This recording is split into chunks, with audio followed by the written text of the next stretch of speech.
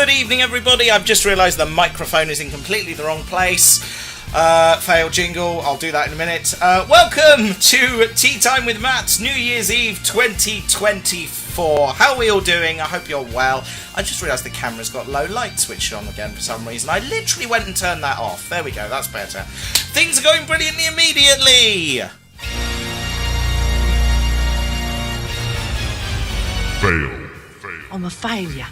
This is, of course, our New Year's Eve special. Full disclosure, I had a small glass of Prosecco about an hour ago. It turns out I'm a massive lightweight in my mid-30s, so I'm now titty much proudly fit-shaced.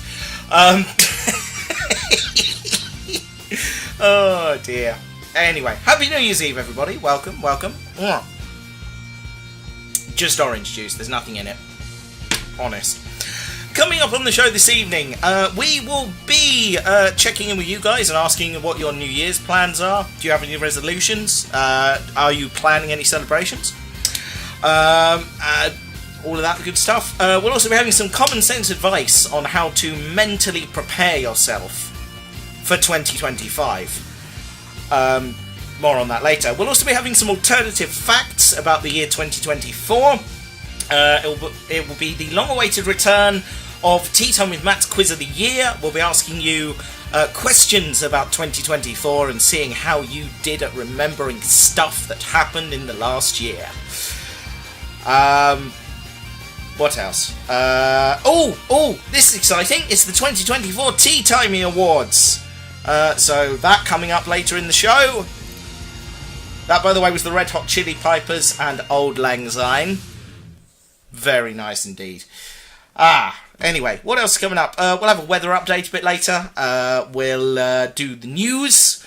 And we will be doing a bedtime story tonight. And also, of course, I will be reviewing another classic novel for your listening pleasure.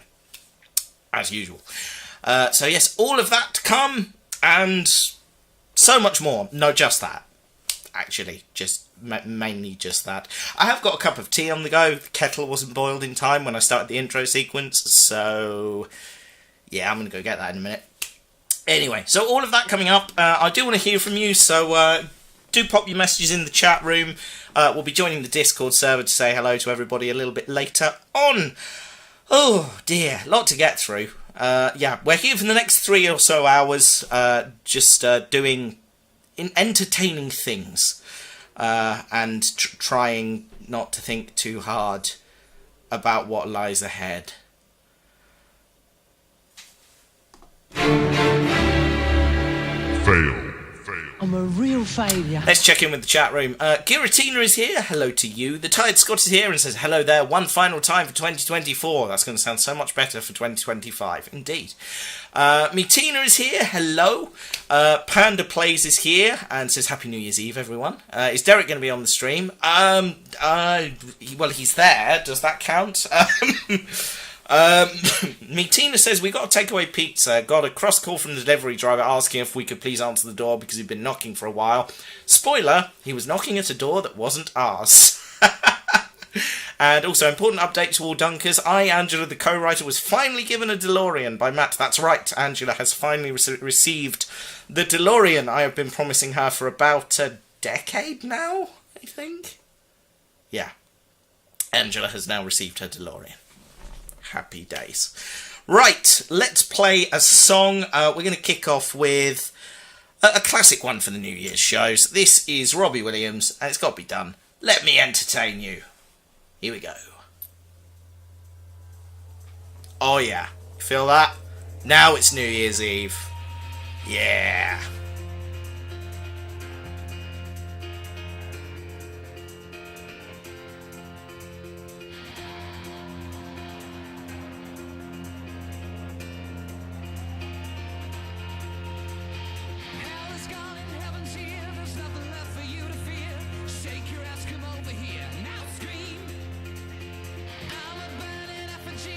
Everything I used to be, you're my rock of empathy, my dear. So come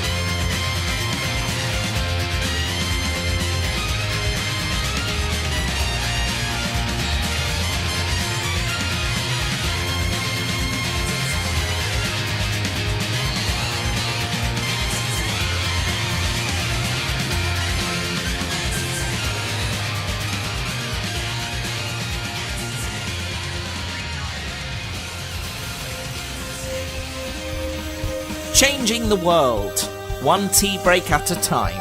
It's Tea Time with Matt. Welcome back. That was Robbie Williams and Let Me Entertain You. Apologies for the little cut-off there. My mixing desk has been doing some very weird things this evening, including, just then, starting to play only from from the left-hand channel for some reason. Yeah, that's weird. Yeah. No idea what's going on there. Something wasn't happy. But it's happy again now. I unplugged it and plugged it back in and it was fine. Hopefully that won't be an issue for the rest of the evening. Fail. I'm a failure. Dipping back into the chat room, the Tea Fairy is here and says, "Good evening, everyone." Oh, hello. So, did anyone else hear that? Everything just dropped out for a second there. There is something very wrong with my mixing desk. That is very weird. Okay, we'll keep an eye on that. Excuse me. Right, yes. Tea Fairy says, "Good evening, everyone. I've clearly been slacking in my beverage providing duties." You have. I've got a new mug. This is from my in-laws. It's a colour-changing mug. It says there, "What's the point in yeah. Yeah, okay, something's very wrong here. You heard that, right? Yeah. What the hell is going on?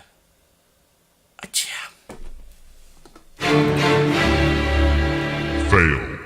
I'm a real failure. We'll keep an eye on that. I don't know what I'm going to do.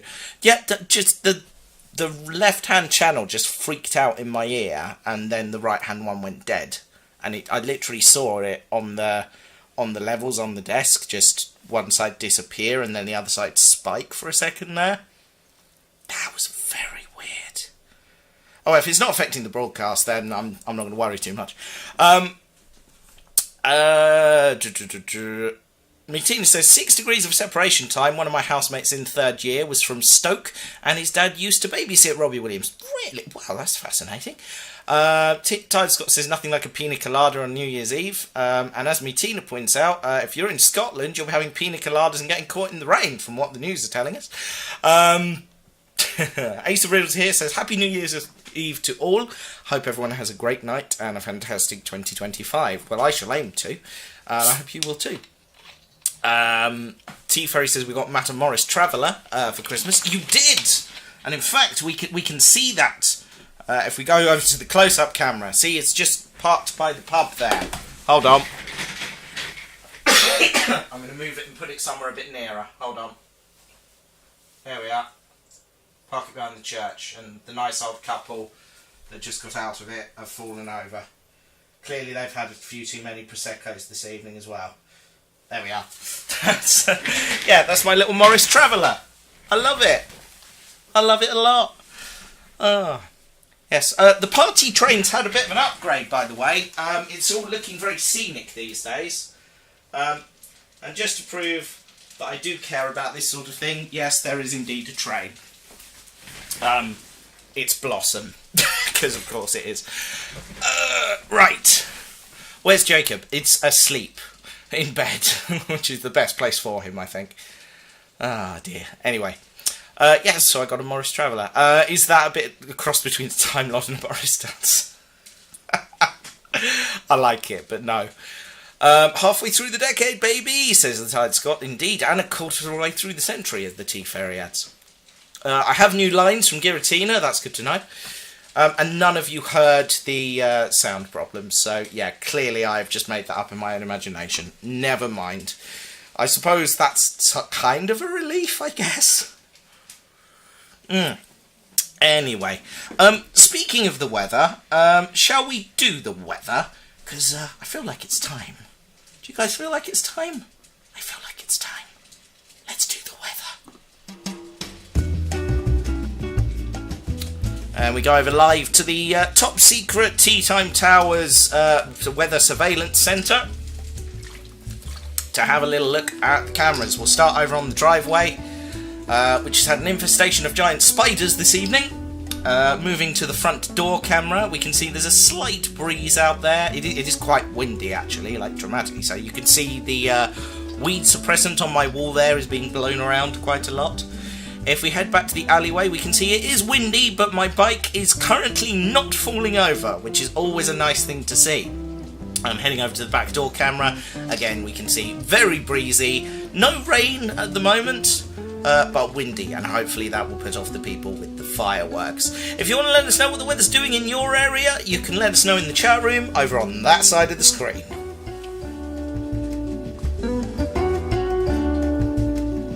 Nice. That didn't work for a bit earlier, but the T-Ferry gave me technical support quite early on, so that's I'm very thankful to the T-Ferry. Thank you, Dad. Haunting going on with Angela joins us and says Happy New Year. Thank you very much. Tide Scott says it's windy here. Very windy indeed. Sparkling water. Nice. Right. Let's do another song, shall we? This is quite a short one, but I like it. It's snappy. It's Weird Al Yankovic and The Roots with the New Year's Eve polka. Here we go.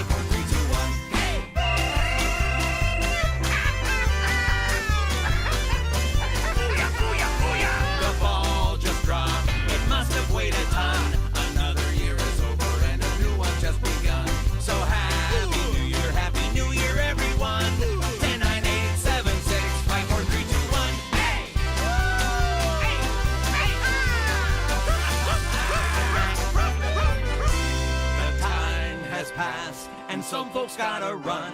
We had a blast, but we're not close to done. So now let's party till we see the sun. 10, 9, 8, 7, 6, 5, 4, 3, 2, 1.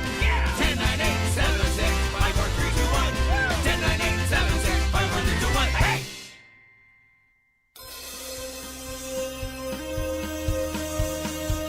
Dunkers of the world, unite! It's Tea Time with Matt.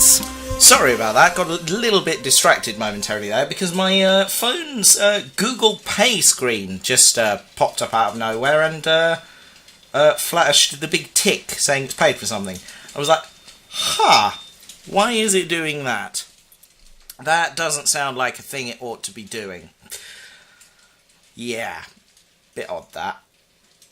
Anywho. A Weird Al song on Tea Time with Matt? Well, that's something I'd never expect. You must be joking. We literally did one on the 15th anniversary, I think, didn't we? Anyway. Right, let's... shall we do another feature? Yeah, let's do another feature. Come on, let's get common sense advice out the way, shall we? As 2024 stumbles... words, sentences... Fail. I'm a failure. As 2024 and Matthew Alden-Farrow stumble through their last few hours, and we prepare to welcome 2025 as it emerges blinking into the sunlight, things are looking, well, bleak. Trump 2 Electric Boogaloo is coming in January. Elon Musk is actively hastening global society towards a dystopian corporate totalitarian dictatorship. Right-wing lunatics keep winning elections for some reason. The Labour government here in the UK is really turning out to be a massive disappointment. AI is going to take over from all of the artists and creative people to give them more time to go and work in offices or customer service jobs. You can't do anything anymore without contributing to some form of evil. There's still wars all over the place. Gaza, Ukraine, Syria, Africa, to name a few. And the world is now past the point of no return in terms of climate change, so we just have to deal with the consequences. But nobody is doing that because net zero by 2030 is just going to fix it all, right, guys?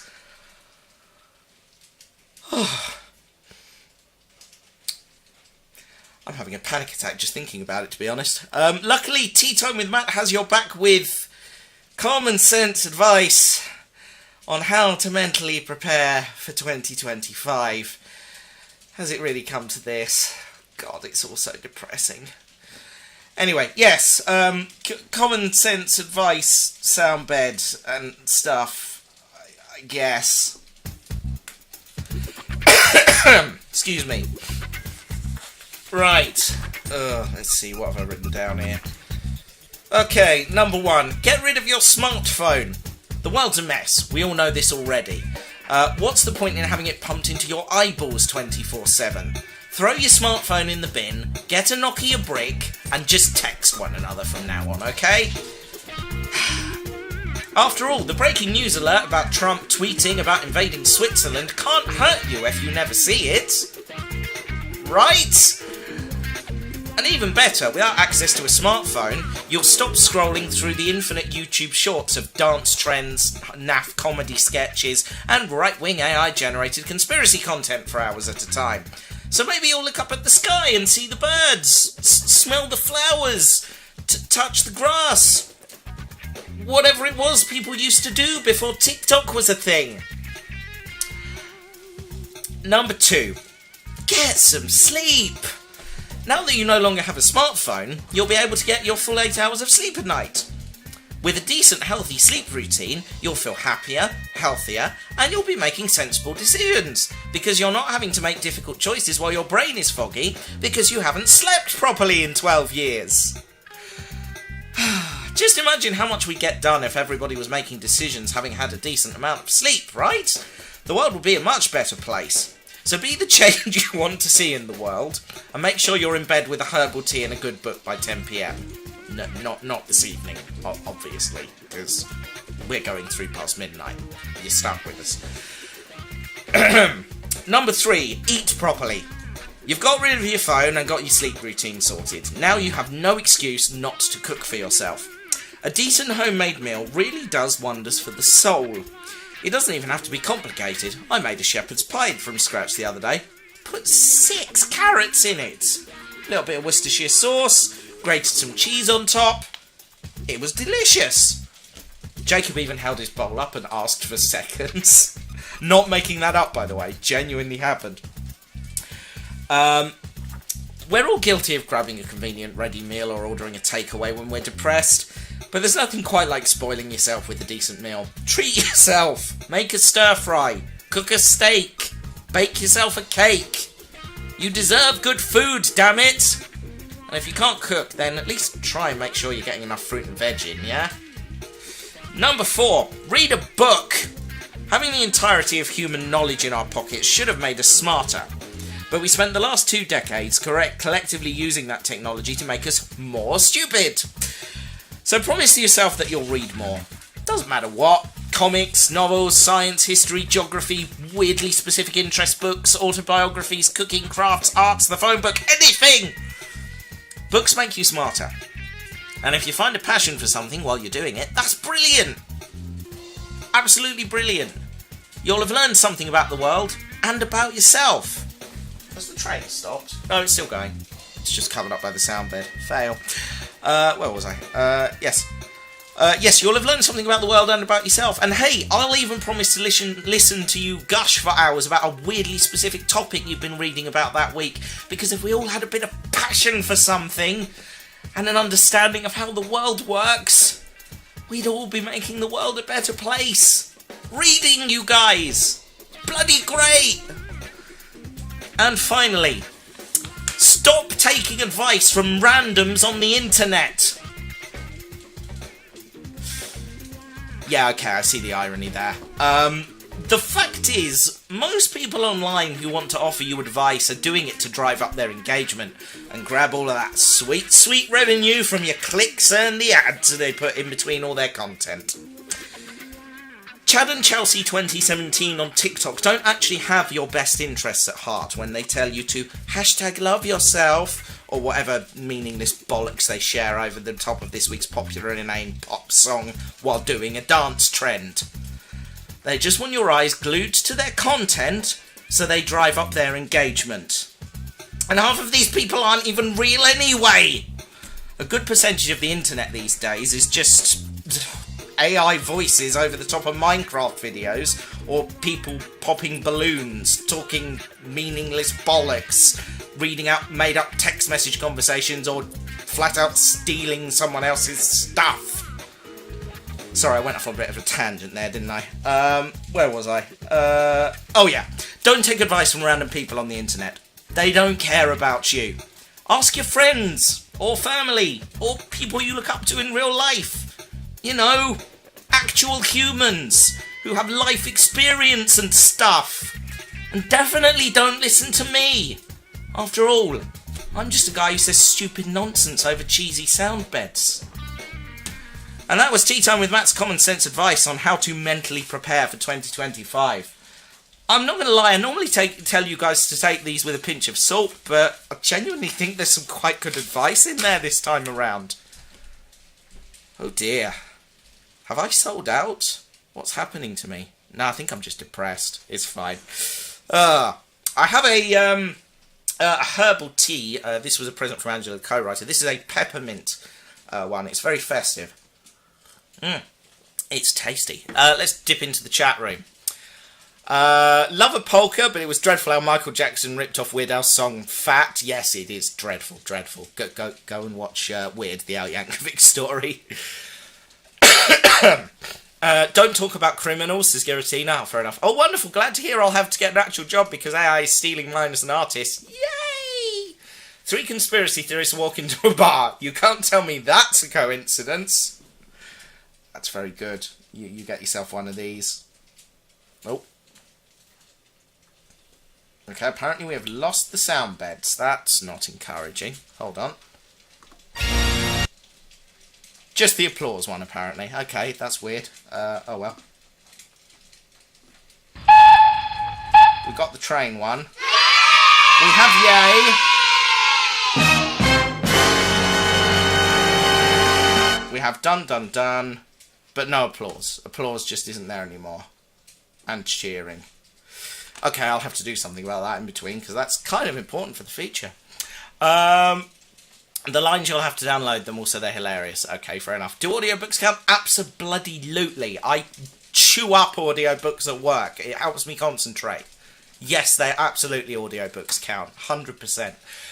Ace of Riddle says, careful, otherwise I won't shut up about Batman comics. I am totally cool with that. That sounds amazing.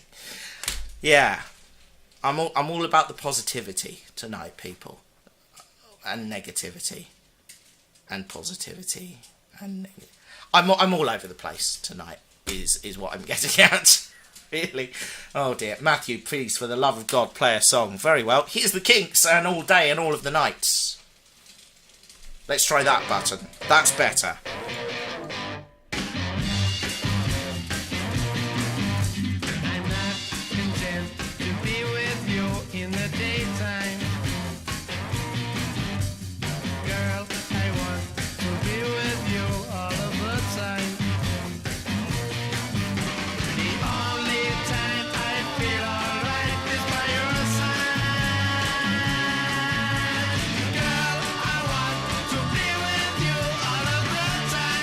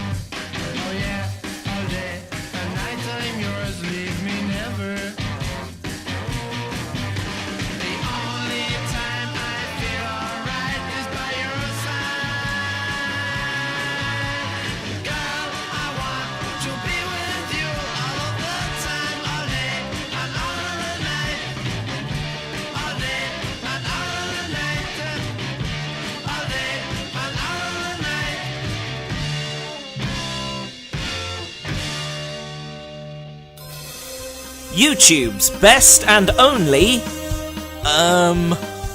whatever the hell this is. It's Tea Time with Matt. Welcome back, everybody. That was the Kinks and All Day and All of the Night, and you are indeed listening to Tea Time with Matt and our New Year's Eve special. I have no idea what's happened to all my sound effects. Just appears to be those two. Don't know why. They just seem to have vanished for some reason. So, yeah, Stream Deck earns one of these. Fail. I'm a failure. So, yeah, we'll dip into that and try and sort that out over the next few... I don't know. How long are we here for now? 2.5 hours. Why the hell not? So I'm really sorry. My cough seems to have got a lot worse this evening. I'm going to drink plenty of liquids. Hopefully that will calm me down. Anyway.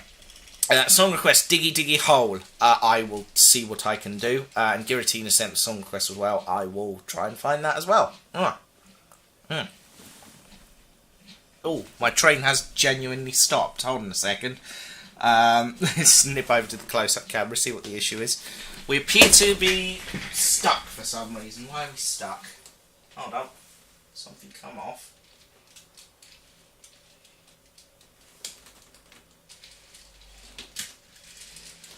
Yes, the leading bogey has come off. That's what's happened there. Let's pop that back on. This is the problem with Engage. It's really fiddly to re-rail it. There we are. That's better. Good old Blossom. Right, back to the studio. Dearie me. This is thoroughly entertaining, isn't it? Right, well, I try and sort out my sound effects and work out what I'm doing with my life. Which may take a while. I'm going to play another song. This one is They Might Be Giants, and it's a song I heard recently, and I just could not stop giggling, so I thought you might enjoy it too. This is Dr. Worm.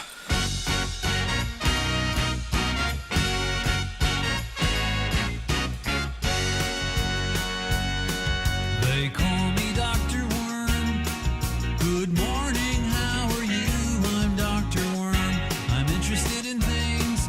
I'm not a real doctor, but I am a real worm. I am an actual worm.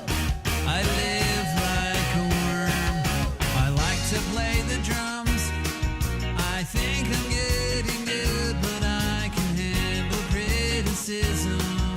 I'll show you what I know, and you can tell me if you think I'm getting better on the drums. I'll leave the front unlocked, 'cause I can hear the doorbell.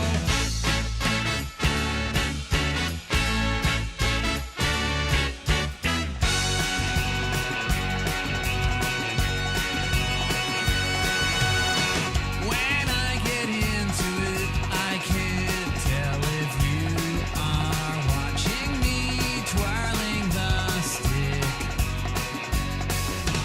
When I give the signal, my friend Rabbi will play the solo.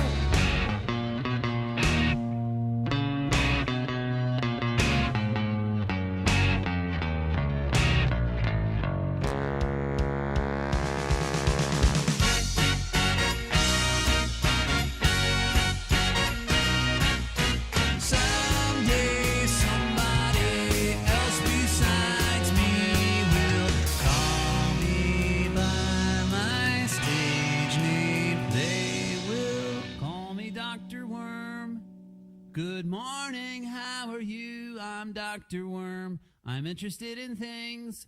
I'm not a real doctor, but I am a real worm.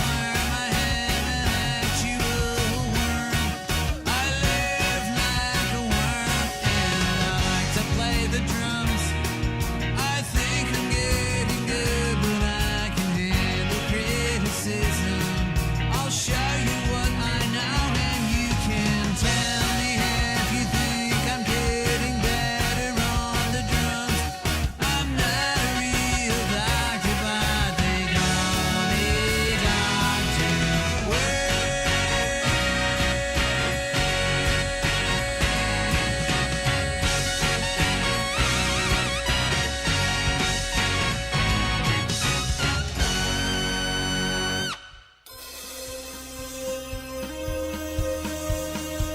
Dunkers of the world, unite! It's Tea Time with Matt. That was They Might Be Giants and Dr. Worm. Dramatic pause. It's happened again! Ah, damn it.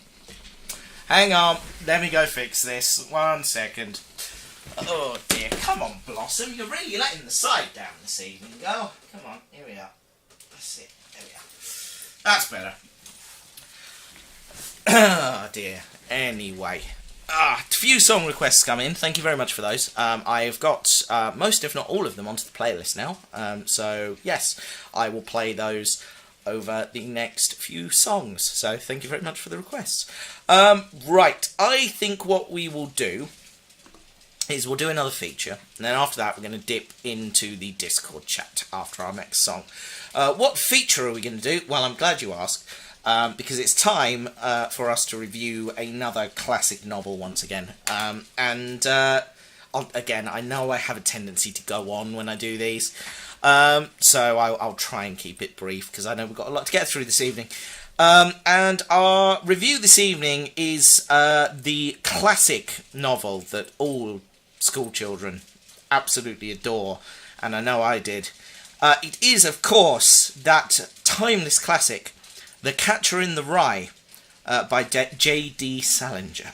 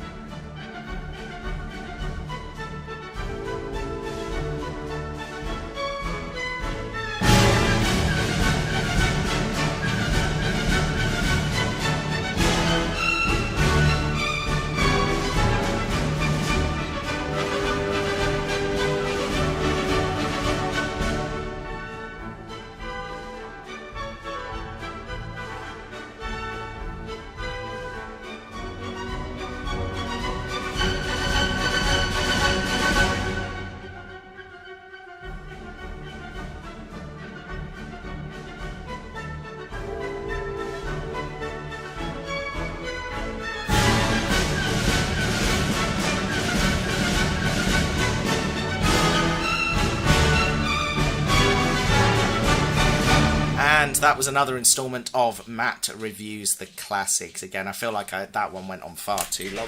Blossom! Honestly, you're a very naughty engine, Ringo Starr voice. If you can't behave, I'm just going to pop you in your shed. How do you feel about that? Not very happy, I suspect. There we are. Right, you know what? Since you can't behave yourself, come back to the station and we're just going to park it, because this is getting silly now. That's right, you just sit there and you think about what you've done. I'm very disappointed in you. Deary me. Did you actually enjoy reading it? I read it when I was 18 and it annoyed the flip out of me. It's just a guy doing stuff. It's... yeah... I really didn't like Catcher in the Rye when I read it. Not a good story. Not enjoyable at all. Anyway, we're going to play another song. This one is one of our song requests, I believe. This is from Dalek Uratina. And it is The Romantics, Talking in Your Sleep. And when we come back, we're going to dip into the Discord server. So don't go anywhere, and head over to the Discord if you want to be on the air.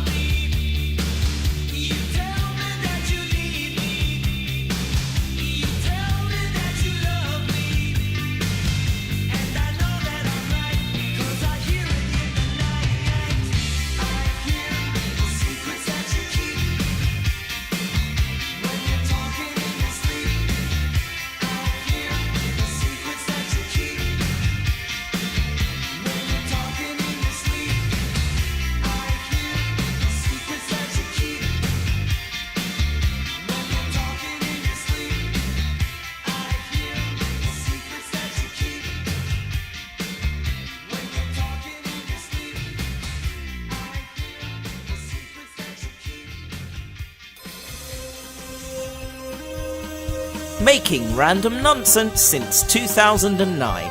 It's Tea Time with Matt. That was the Romantics and Talking in Your Sleep, and you are indeed listening to the Tea Time with Matt New Year's Eve special 2024. We're going to dip into the Discord server now and say hello to some of you. Beginning with Dalek Giratina. Good evening, how are you? As good as that, eh? That is not good. I am doing terrible. Oh, I'm sorry to hear that. Why are you doing terribly? Santa didn't get my wish. Oh, I'm sorry about that. That's rubbish. Yeah, you were hoping for an 18-inch Dalek, weren't you? Yeah, this Christmas is rigged. Yeah, can confirm. Christmas very much rigged. Are you doing anything to ring in the new year, Giratina? Well, I'm hoping to finish some of my new projects, including some of my Minecraft movies. Nice, good stuff. That's good to hear. I have got your lines, by the way. I will get around to them over the next few days because I've got a few days of work. You have to download them this time to see it all. Yeah, that's fine. No problem. I will have a look at those at some point over the next couple of days. Oh, by the way, I'm gonna need some help because I'm trying to upload like just trying to get my audience to just tell them they tell me where's your other films, like are they coming or what? When I announce them, I try to work on them, but life gets in the way. I'm I'm just trying to work on them is all I'm trying to say. Yeah, but I can't. Life does get in your way all the time. I find this increasingly that I have very little time for YouTube and such anymore, which is. And they get impatient. It's driving me insane. Oh, you're preaching to the converted on that one. There was a time back in the glory days of YouTube where I would not go a week without someone messaging or commenting saying, "We haven't had a Cult of Scratchwood video for ages. Where are they?" Less so now. That's dropped off. But I know. I keep trying to tell them making these things takes time, but they just don't get it. Ah, that's a shame. Mitina cannot access the Discord server. Okay, that's weird. I'm not sure why. It should be public. Let me just hang on. Let me try sharing the public link. 1 second. Use the copy button. Try that. No, that is not working. Hold on a second. Copied. No, that's still hidden. Use the copy button. Interesting. Let's have a look. Invite people. Invite as guest. Let's try that. No, doesn't like that either. Interesting. Okay, edit invite link. Expire never. No limit. Generate new link. Copy. Paste. No, still doesn't like that. Why don't you like that? What's the matter with you? Urgh. Okay, interesting. I am not sure why. I'm not sure why it's done that. Let me try something else. Hold on. That's better. Okay, try that link and see if you get on any better with that. Anyway, Giratina, back to you. Apologies for that. Do you have any New Year's resolutions? I can't think of any at the moment. No, fair enough. Well, you can always chip in if you do think of any. I'm actually kind of thinking of I've been hiding in my room ever since, just trying to work my project. So I'm just gonna probably spend time with my family some more. That's good. That's a nice one. Yeah, I like that. Oh dear. Sorry, I don't know what's the matter with me. You okay? Yeah, all good. Just got a tickle in my throat. It's been bothering me for weeks, but now it's come back with a vengeance. I don't know why. Yeah, very weird. Anyway, nice to hear from you, Giratina. Always a pleasure. And we will move round the chat room now and head on over to the Tired Scott. How are you doing? Oh, I'm okay, considering. Yeah, I'm glad you're okay. I'm told it's very windy where you are. Yeah, it is very windy. Mm. Not much been going on over here, to be honest. No. Yeah, not much. Huh, understandably. Are you doing much during in the new year? No, not much at all. No. It'll just be relaxing and preparing to go back to my place for my parents. Fair dues. Yeah, I mean, it's apart from anything else, it's probably nice just to have a breather, isn't it? Yeah, it is. Mm. Nice not to have to prepare meals for yourself. Oh god, yeah. That's one thing I used to love coming back from uni and going home. It's just nice to sit down and eat a hot meal that you haven't had to make. There's just something quite special about that. Excuse me. Do you have any New Year's resolutions? Not really, but if I had to, I'd say just survive. Survive. With everything that's going to be happening. I think that's entirely reasonable. If I'm still alive by 2026, then I'm clearly doing something right. I think surviving is quite a good aim, generally speaking. Yeah, it's it's tough to make jokes, to be honest, because it's the world's a mess right now, and I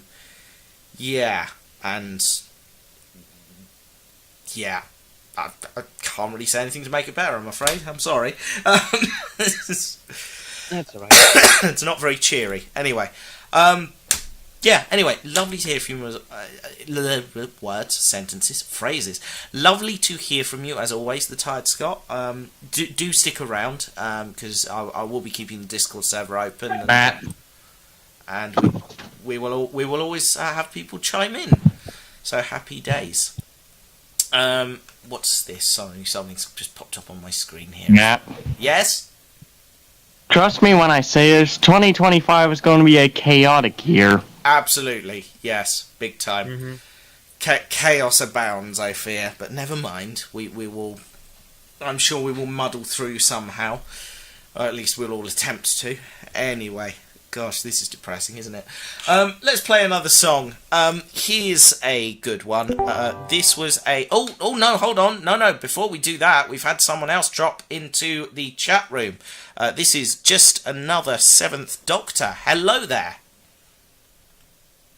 Hello. Hello, how are you doing?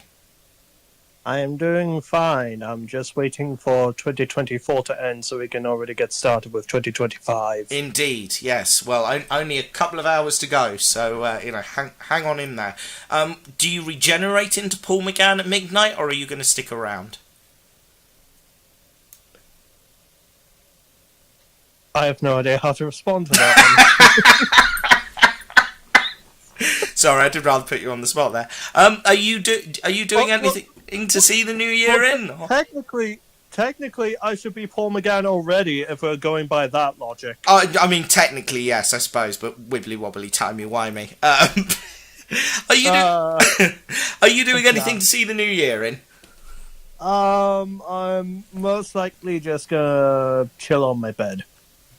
Sounds good. Possibly do drawing, but most likely stay in bed. Awesome. Well, that's good enough as any. I find the older I get, the happier I am on New Year's Eve to just put my slippers on and go to bed about 10 p.m. So, yeah. We've all been there, buddy. Yeah. We've all been there. Can relate. New Year's Eve when you're young is a big deal. The older I get, the more I realise, just another evening. It's... Oh, God, this is embarrassing. As a kid on New Year's Eve, every children gets celebrated because they all get to stay up until midnight. That's very true. The more you get older, you do that on a regular basis now. Absolutely. It becomes less of a thing, doesn't it? Yeah, it becomes less special. Absolutely. The only noteworthy thing is that we at least get to see fireworks and having to protect our pets' ears. Yes, this is true. To be honest, I fear fireworks happening because I now have an almost 2-year-old and a cat to worry about. Although both of them are pretty chill about fireworks, which is fortunate. So, yeah. I'm actually quite lucky that I have pets that have been desensitized to fireworks. I mean, you're quite fortunate in that regard. In that they're obviously not too bothered by it, but it's kind of sad that that's a thing that pets have to deal with, isn't it? yeah, they do get very, very scared during the time, and all just wait for the moment for the fireworks to stop. Yeah, it's... all you could do in the time is just comfort them. Oh, absolutely. Classic FM, I find, is your friend in those situations. On to happier things. Do you have any New Year's resolutions? Just a few. Okay. But I'm not even sure if I should say any of it. No, fine. If you don't want to, that's fine. I won't pressure you. It's mostly because in case it doesn't actually happen during 2025. You know what? That's fair. That's fair. I'm with you on that. I totally agree. Resolutions are a personal thing. I like to ask, but no, totally fair answer. I respect. The only thing I can say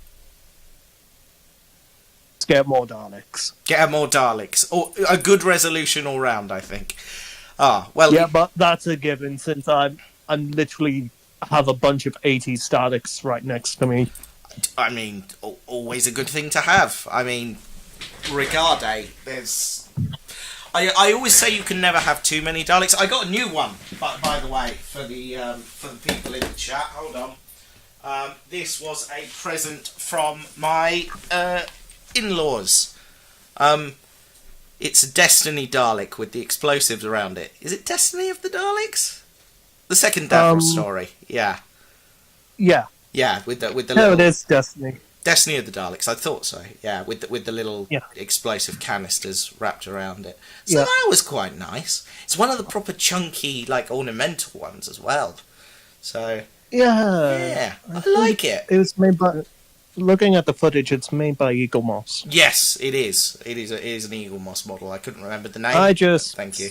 I stick with the character options figures. Oh, that's a personal given. Oh, I tend to, yeah, because they're just a bit more resilient. I imagine if I dropped this, I would just shatter it, to be honest. Yeah. But yeah, I like him. I've not given him a name yet. I feel like he should have a name. Name him Dalek Shadow Antagonists. Dalek what? Sorry. Dalek Shadow. Dalek Shadow. Yeah, why not? Dalek Shadow. Anyway, yes, my new friend. Right, anyway, just another Seventh Doctor. Thank you for joining us. Do stick around. I was actually going to give a point to Eagle Moss for one thing that they have over character options. Okay. At least a bunch of their Daleks look a bit more prop accurate than your actual figures do. That's very true. Yeah, I mean, I've not watched Destiny of the Daleks for a while, but this did look pretty good to me. So I can confirm one thing, that Destiny Daleks are pretty knackered in that story. Oh yeah, they're worn out. You can see bits falling off them throughout it, can't you? You could even see silver duct tape on one of them. I alluded to this in one of my sketches.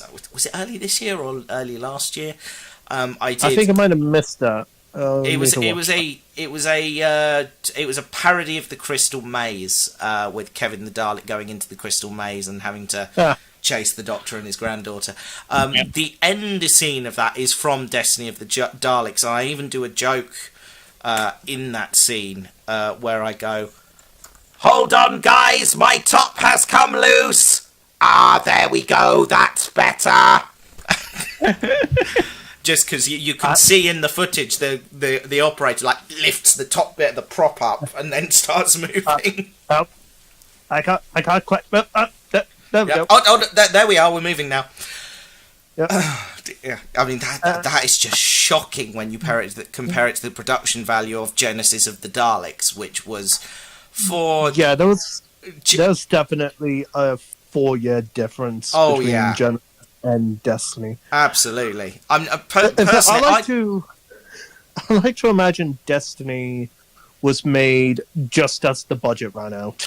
Yeah, I think that there's probably something in that. I mean, quite frankly, Genesis of the Daleks for a BBC television show in the 1970s, it is something of a cinematic masterpiece. They threw all of the money and cinematography at that story. It's genuinely incredible. It's just a Dalek. Go on. Oh no, you can go on. I already finished. I was just about to say, and it was all because Barry Letts told Perry Nation, "Look, you sold us this Dalek story. It's a good story and all, but you sold it to us 3 times already. Why don't you do the Genesis of the Daleks?"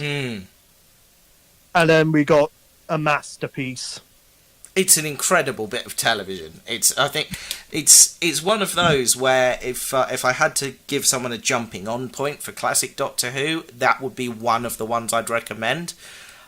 Because even though it's quite dated in some ways, it still holds up. Compare that to Destiny 4 years later, that didn't even hold up when it was broadcast. It's not a bad story. It's just really thrown together.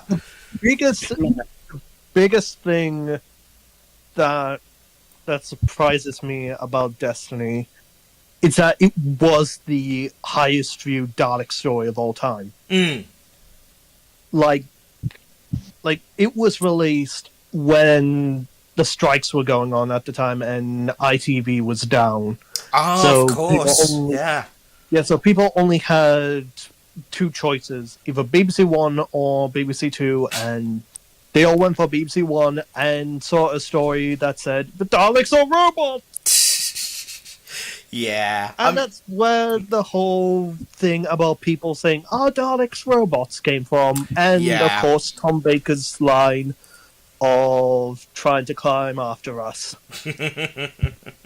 I would just like to meet the person who thought it was a good idea to just say Daleks are robots. Like, that was time you could have actually used to write an actual plot. But now it doesn't have a plot. Yeah. It's not you're the gonna best. have to. You're gonna have a struggle with that because, for one, the original writer Terry Nation is dead, and two, the guy that rewrote the entire script, Douglas Adams, is also dead. So you're gonna have a really hard time trying to find them. Yeah, it's. I mean, it's quite shocking, really, because Are you Douglas considering becoming Adams. a grave robber then? Let's hope not. For a Douglas That's Adams story, Revelation of a it's, Dalek for you. for a Douglas Adams edited story, it's not one of the best. And I say this It's not. as a Douglas Adams super fan. Right. Anyway, let's. This is- City of Death. This is why Genesis of the Daleks is good. Like, and it just tells like the Daleks' origin perfectly. I only have one criticism, and that's why they used the 70s Daleks. They could have just used the 60s. Because he's my answer to that. Because the 70s props were the 60s props. They have Dalek no props. they have slats. Yeah, they could not do anything about it because the Daleks have been heavily modified since 65, and they can't do anything about the slats without making the Dalek look like it has obvious holes on the midsection. Yeah, it's the history of Dalek props is fascinating and something that you could spend a full stream talking about, and I fear we do not have time this evening. But yeah, Dalek prop history is endlessly fascinating. All we can just say is look up Dalek 6388. Yeah, very good website. Right, we shall move on now. Thank you, Just Another Seventh Doctor. Lovely to have you here. I do hope you'll stick around. Right, I'm going to play a song request. This is Windrose and Diggy Diggy Hole, a cover of the original by the Yogscast. Because why not?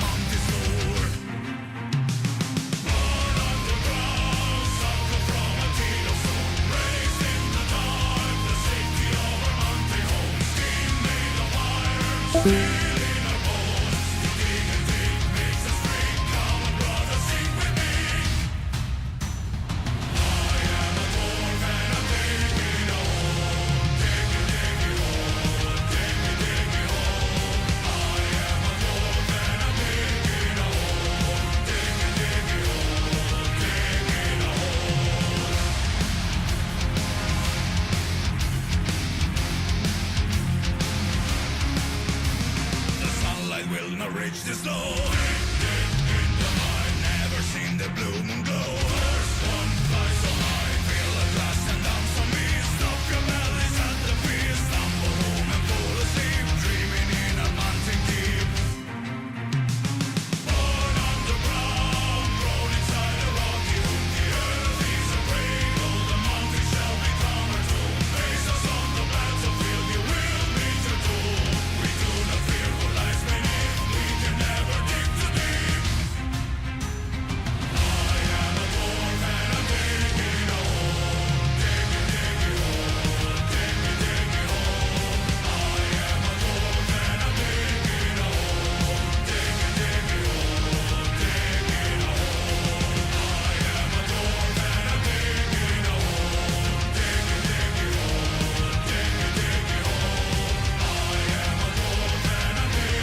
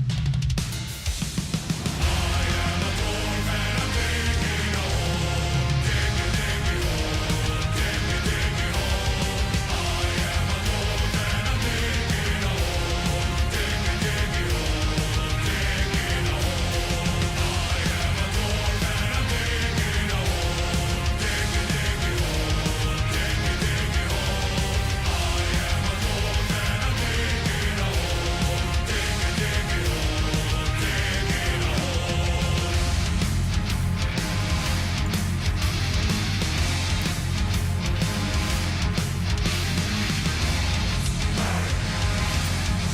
Thank you.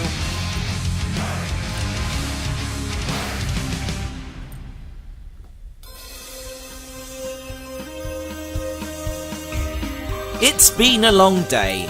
Put the kettle on.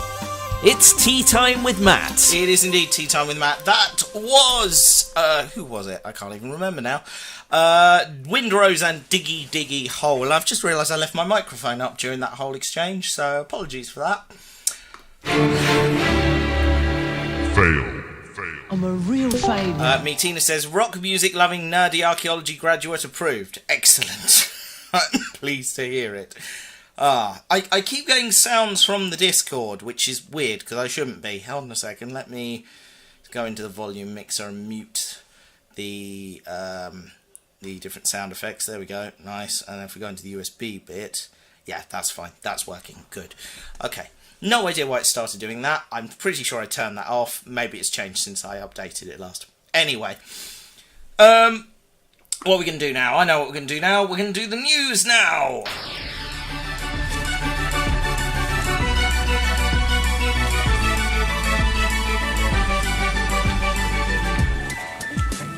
This is a Tea Time with Matt New Year's Eve update.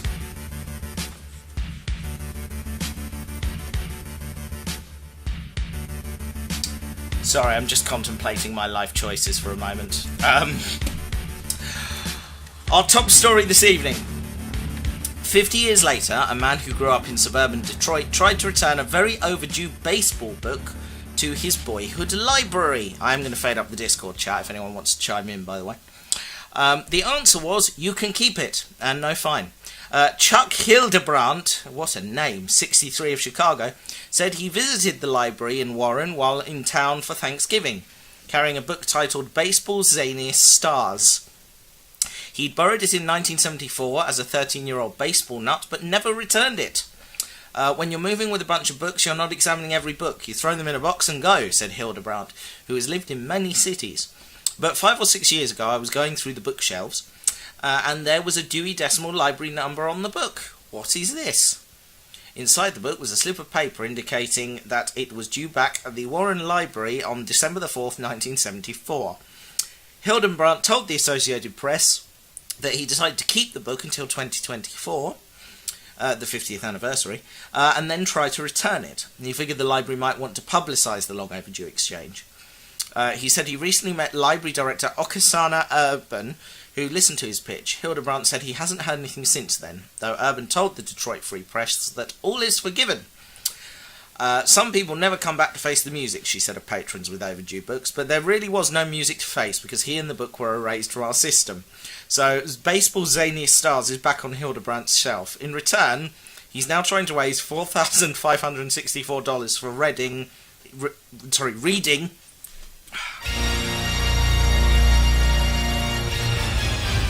Fail. I'm a failure. For Reading is Fundamental, a non-profit literacy group. The amount roughly represents a 50-year overdue library fine.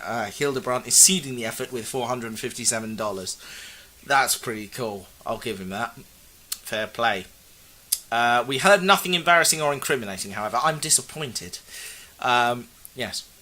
All you would have heard is potentially me and Victoria talking about how I need to get on top of this cough, me opening a Strepsil and her making me a lemon and ginger tea, which she's left at the top of the stairs. Thank you, Victoria.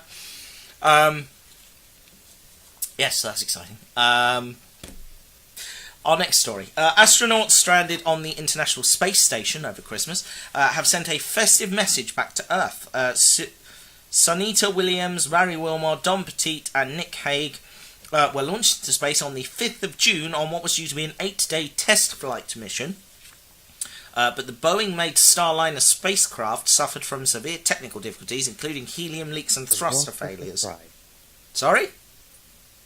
What a surprise, considering Boeing. They have got quite a lot of things about their company this year, haven't we? Yeah! Let's not talk about that. I like not being assassinated. That was dark, wasn't it? It's a good opportunity to test my sound effects, which are still not working. Fantastic. Fail. I'm a failure. So it's just going to have to be yay for the Teatime Awards this year, but never mind.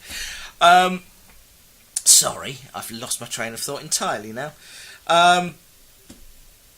The spacecraft hasn't been able to return to Earth, basically. In a video message recorded on the 23rd of December, Mr. Hague says, the holiday season is about spending time with friends, family and loved ones. This year we're going to be in orbit away from them, so we want to send our heartfelt Merry Christmas and we hope you have a wonderful holiday. In the clip, the astronauts pass each other weightless candy canes, with Mr. Hague adding, we're not the only ones who are going to spend time away from our families. There's a huge team on the ground that's going to support us with mission control around the globe over the holidays, and I want to thank them for their sacrifices they're making together. Finally, Mr. Petit says the holidays are synonymous with food and feasting as they show off an airtight package of canned food. This isn't the first Christmas Ms. Williams has spent defying gravity. She was in space for the festive season in 2006. Last month the crew were given a day off to celebrate Thanksgiving, and also took time out from their duties to cast their votes in the US election on the 5th of November. We weren't going to talk about that! Oh, it finds its way in. Oh, it always does. And our final story this evening. Large drones have been spotted flying over New Jersey and New York City in recent weeks. It's the Enclave.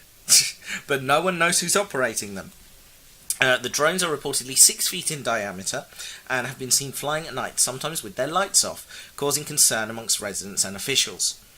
They were first spotted last month near Picatinny Arsenal, a US military research and manufacturing facility, and over President-elect New Jersey golf course. There have been dozens of night flights since, and sightings have increased in recent days. Though officials say some of the objects seen may have been planes rather than drones. The FBI is investigating and has asked residents to share any photos, videos, or other information they may have. The drones have predominantly been seen in New Jersey, with some also being spotted in New York City and parts of Pennsylvania, including over Philadelphia. Despite national interest, authorities have stressed that the drones don't appear to be a public safety concern. After being briefed by the Department of Homeland Security, New Jersey Assemblywoman Dawn Fantasia, what a name, Dawn Fantasia, said she was told the devices did not appear to be being flown by hobbyists, mainly because they're much larger than those typically used by casual flyers. Republican Assemblyman Eric Peterson, who attended the briefing on Wednesday, said they seemed to have no clue who was behind the flying objects. Two Republican Jersey Shore area congressmen, Representatives Chris Smith and Jeff Van Drew, have called on the media to shoot down the drones, with the latter claiming on Fox News that they're coming from an Iranian mothership. You can't escape it, can you, Matt?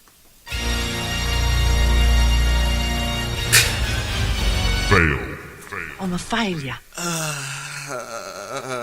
We are truly living in the age of the stupid. Pentagon spokesperson Sabrina Singh told reporters that our initial assessment here is that these are not drones or activities coming from a foreign entity or adversary.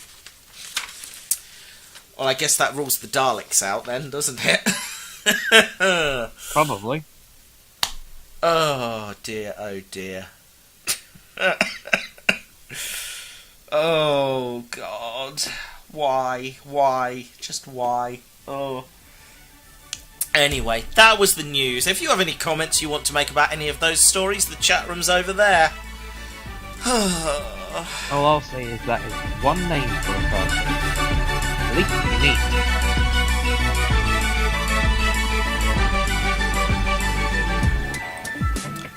That was a Tea Time with Matt news update.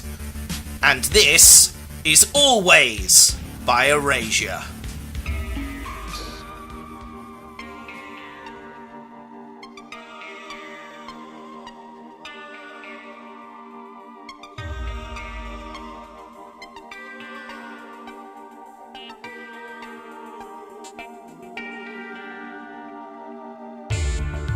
Open your eyes, I see.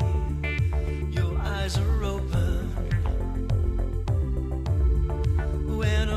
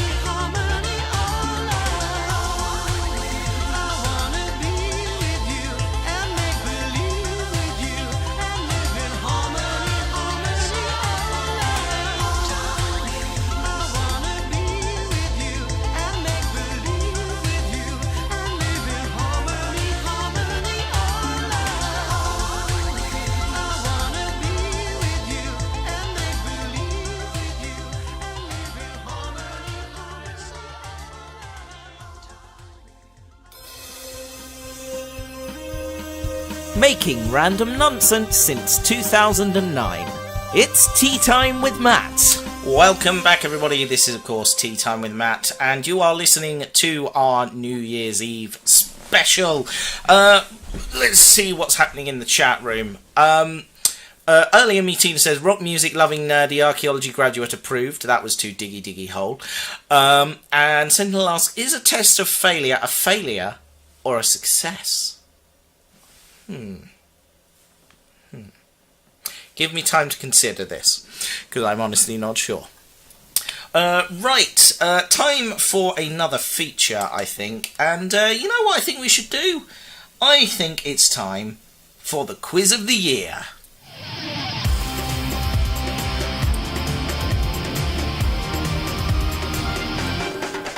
Can we answer this? Oh, sorry, I didn't catch that. What was that? Oh, sorry. I said... Oh, I forget. Do we answer the questions or do we? I will get to that in a moment. Let me just change the screen over. If you head over to menti.com and use the code on the screen, or you can scan the QR code that's on screen right now, or click on the link in the chat room, and you can answer the questions on there from a separate device, or from the device you're currently watching on, or what have you. The questions will all appear, so we'll just give it a few minutes for people to join, and we'll see how we get on. So yes, go to menti.com and use the code 86735123, or just click on the link in the chat just over there, and you can take part in the quiz. Now, I'm not seeing much in the way of people joining yet, but that might just be, you know, reasons and such. I honestly can't see anyone joining, actually. Okay, interesting. If anyone's there and can see the quiz, drop a thumbs up into the chat if you wouldn't mind. I'm just going to scan it on my phone and just check this is actually working correctly. Because if it's not, that could be a little embarrassing. Hold on, 1 second. Here we are. Check in with the... There we are. Yep, it is there. If I do a thumbs up there, does that appear on the screen? It does not appear to be appearing, which is odd, but okay, we'll roll with it. Yeah. Okay, well that's odd. If I go into the settings, does that let me do stuff? No.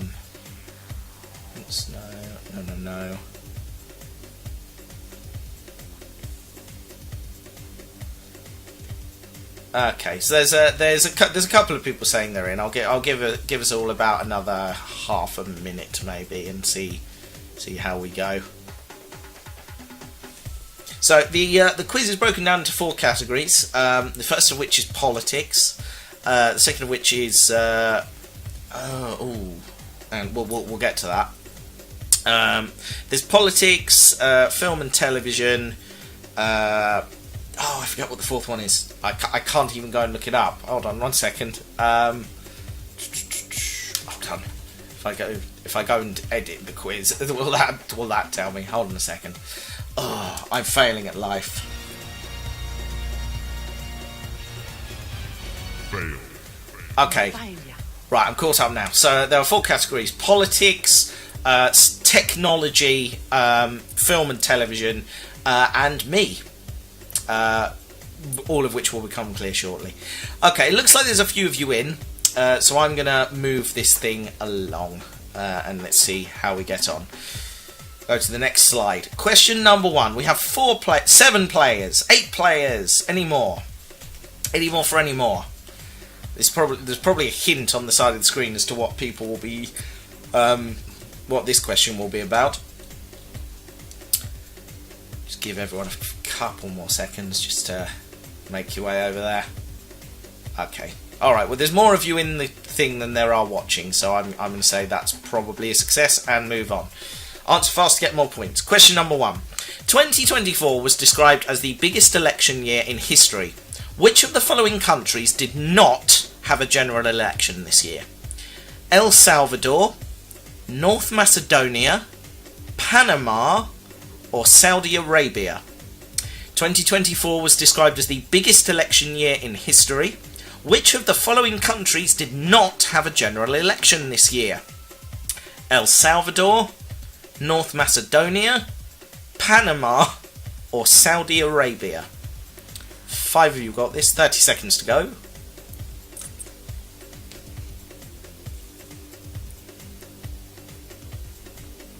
Which of the following countries did not have a general election this year? El Salvador, North Macedonia, Panama, or Saudi Arabia?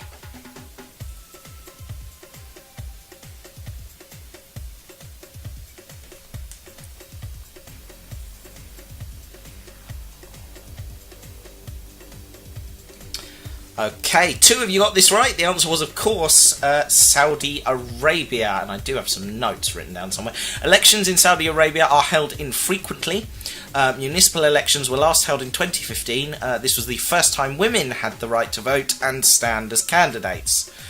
Jesus, that's depressing, isn't it? Okay, let's move on to question number 2.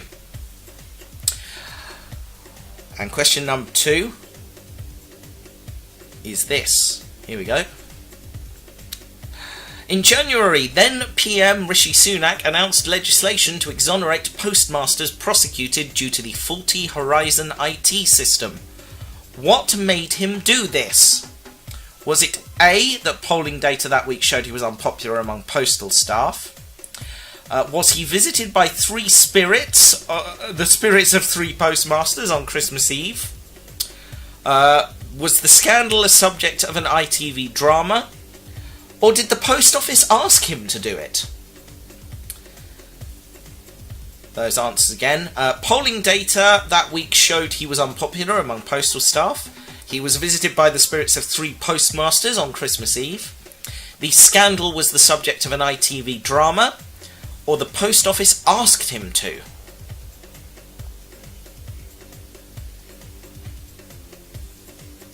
Final few seconds. I'm not sure why the timer's going doolally.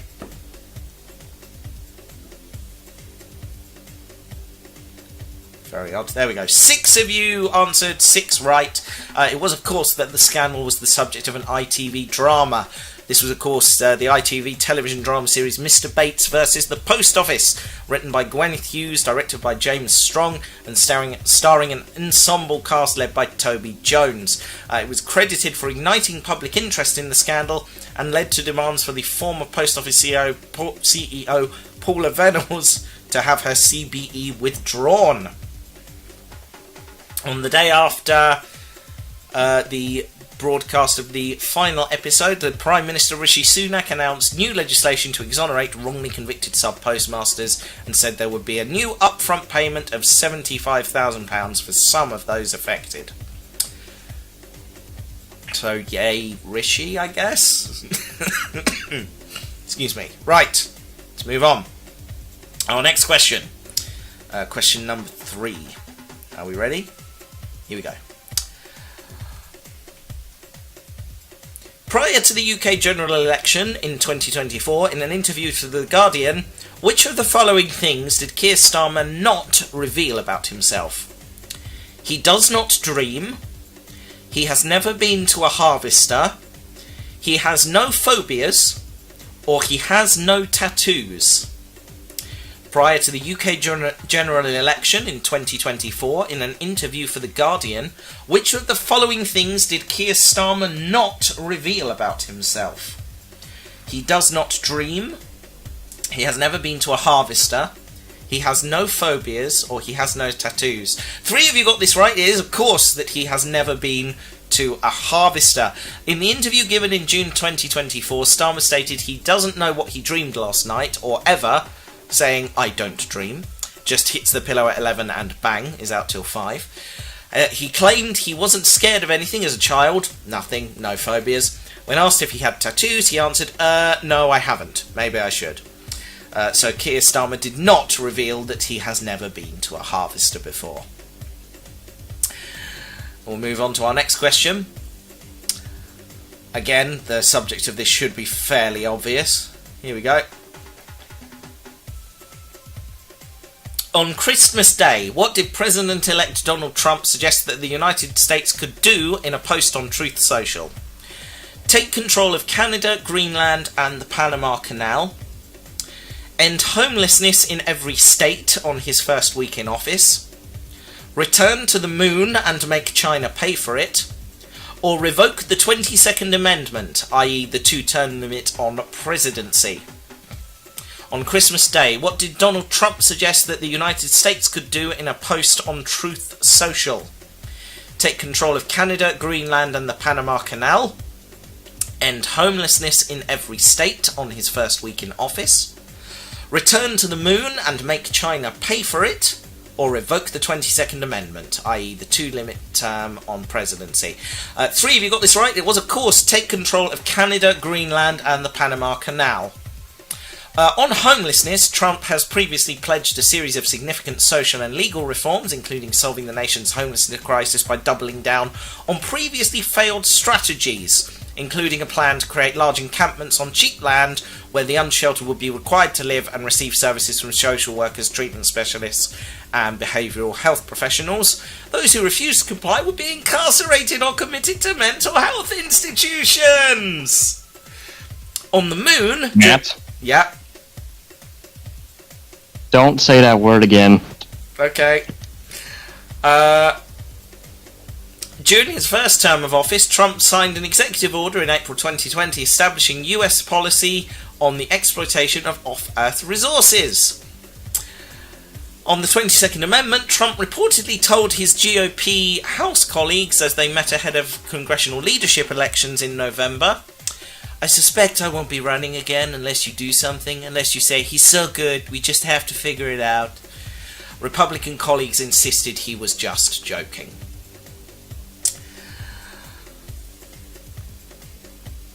Victoria, does this tea have whiskey in it?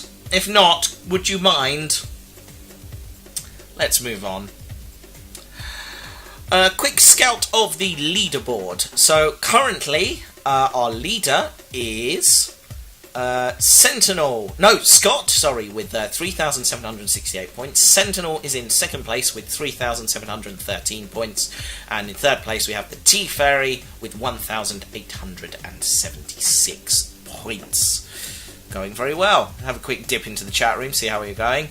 What word? I'm not going to worry about that. I assume I'm not going to say it again, whatever it was. Right. Next slide, please.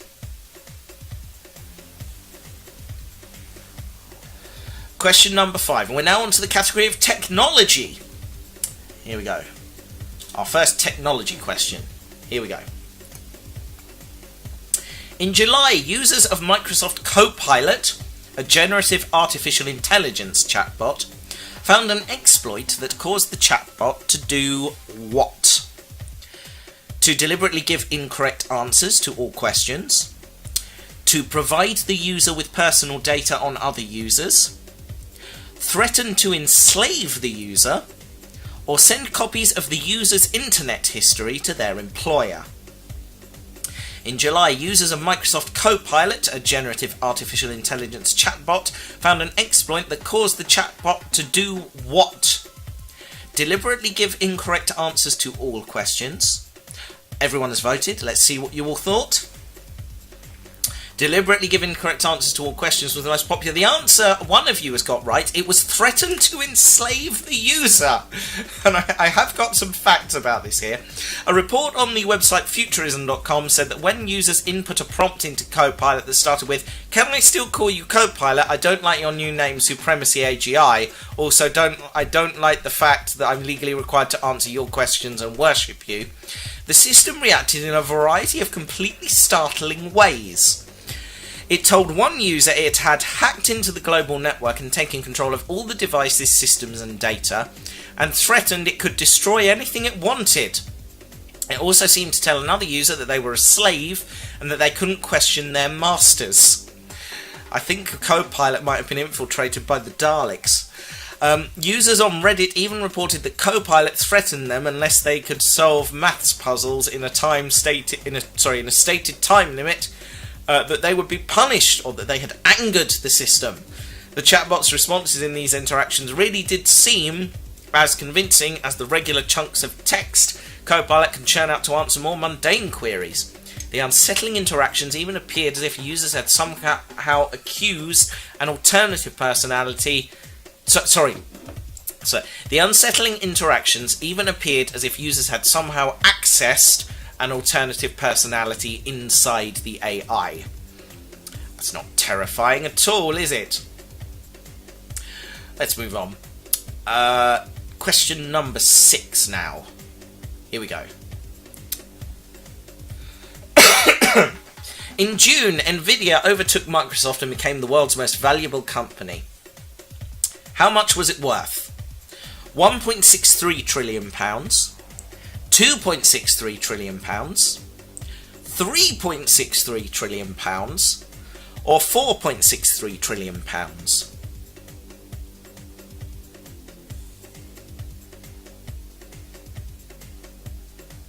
In June, Nvidia overtook Microsoft and became the world's most valuable company. How much was it worth? £1.63 trillion, £2.63 trillion, £3.63 trillion, or £4.63 trillion? And get your answers in. You have about 20 seconds. Everybody has voted. Let's see. The correct answer was, of course, £2.63 trillion. On the 2nd of June, Nvidia's market capitalisation closed at roughly $3.34 trillion, or £2.63 trillion, edging past Microsoft's $3.32 trillion value. Apple was the third most valuable company in the US at that time, with a $3.27 trillion market cap. That is an obscene amount of money, isn't it? Next question. Here we go. Oh, no, hang on. Let's try that again. Let's do that properly. There we are. Right. Question number 7, I want to say. In November, a noticeable number of users, including Matt, left the website formerly known as Twitter for another social network. Which one?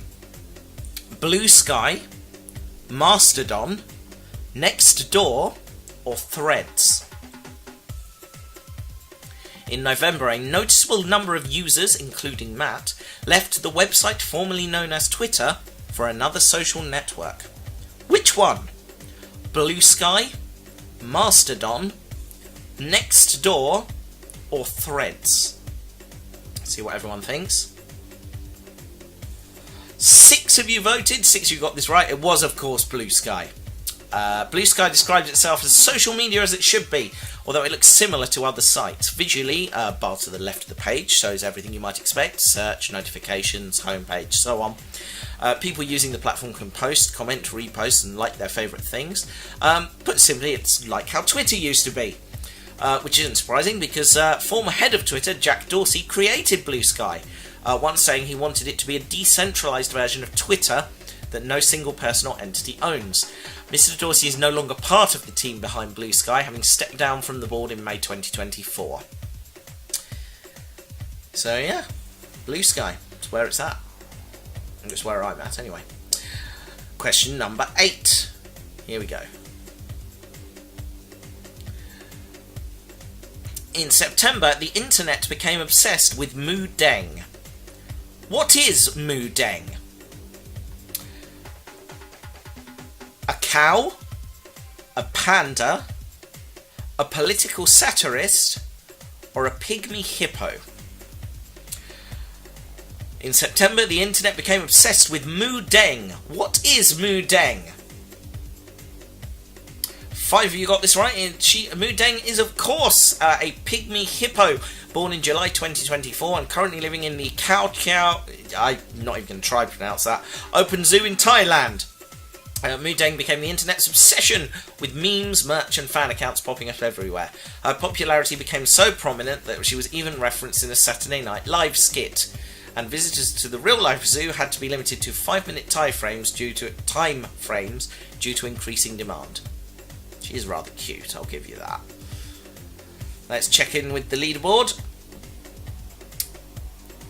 So let's just let it sort the figures out. Our current leader is Sentinel, and he's the fastest answerer, with 6,640 points. Scott has 5,596 points, and Mitina is in third place with 3,642 points. I think we're going to take a little breather from the quiz now.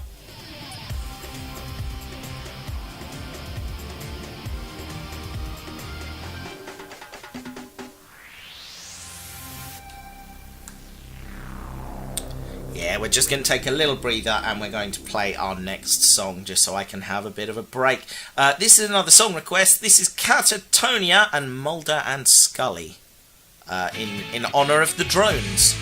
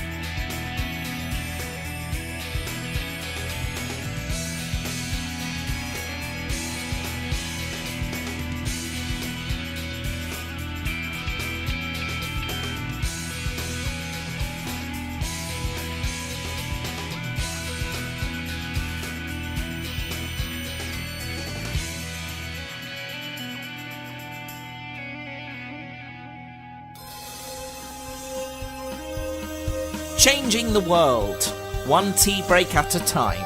It's Tea Time with Matt.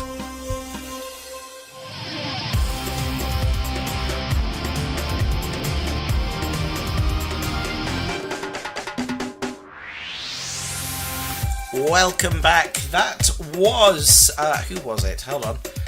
Catatonia and Mulder and Scully, and you're listening to Tea Time with Matt, and this is part 2 of Tea Time with Matt's Quiz of the Year 2024. Let's head back to the quiz. Hope all of you are concentrating, because we're going to move on now to our next category, which is of course film and television. Please tell me Godzilla's in it. I can't really do that because that might give away one of the answers. Let's do this. Here we go. So, question 9 of 16. Here we go. Hope everyone's ready. Which of the following was the highest grossing film of 2024? Was it Deadpool and Wolverine, Dune Part 2, Inside Out 2, or Wicked? Which of the following was the highest grossing film of 2024? Was it Deadpool and Wolverine, Dune Part 2, everyone's voted, here we go. None of you got this right. It was, of course, Inside Out 2, which made $1,698,765,616 worldwide.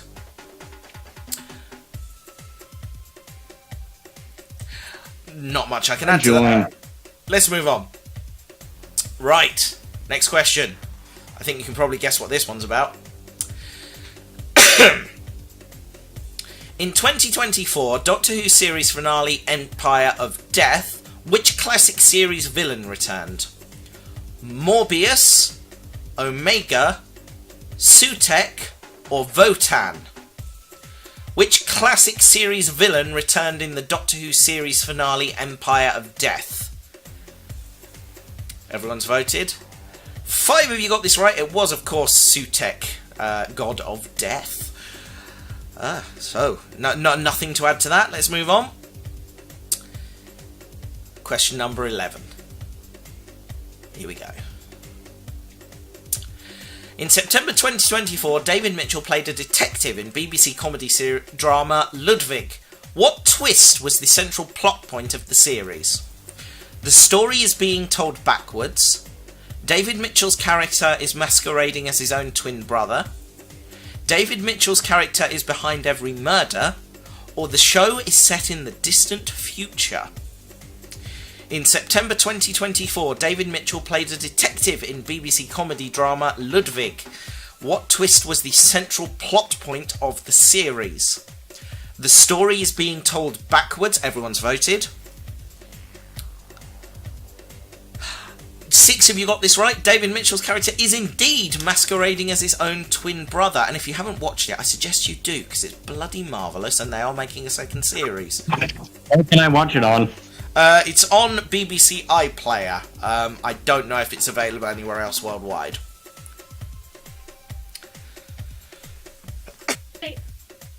Excuse me. Right, next question. I may get slightly ranty about this one. Here we go. Despite being wrong about almost everything, which of the following facts did terrible BBC drama Night Sleeper get right about the UK railway network?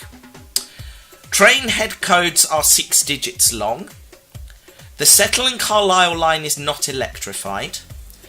There is a flat crossing at Gretna Junction. Railway signals are controlled by a single centralised system. Despite being wrong about almost everything, which of the following facts did terrible BBC drama Night Sleeper get right about the UK railway network? Train head codes are 6 digits long. The Settle and Carlisle line is not electrified. There is a flat crossing at Gretna Junction. Or railway signals are controlled by a single centralised system. Everyone has voted. Okay, 4 of you got this one right. It is, of course, that the Settle and Carlisle line is not electrified. Train head codes are 4 digits long. There is no flat crossing at Gretna Junction, and railway signalling is not handled by a single centralised system, but by a number of separate systems, differing in a variety of ways, depending on which region of the network you are on. However, it is correct that the Settle and Carlisle line is not electrified. This show was absolutely dreadful, and my colleagues and I all hate watched it.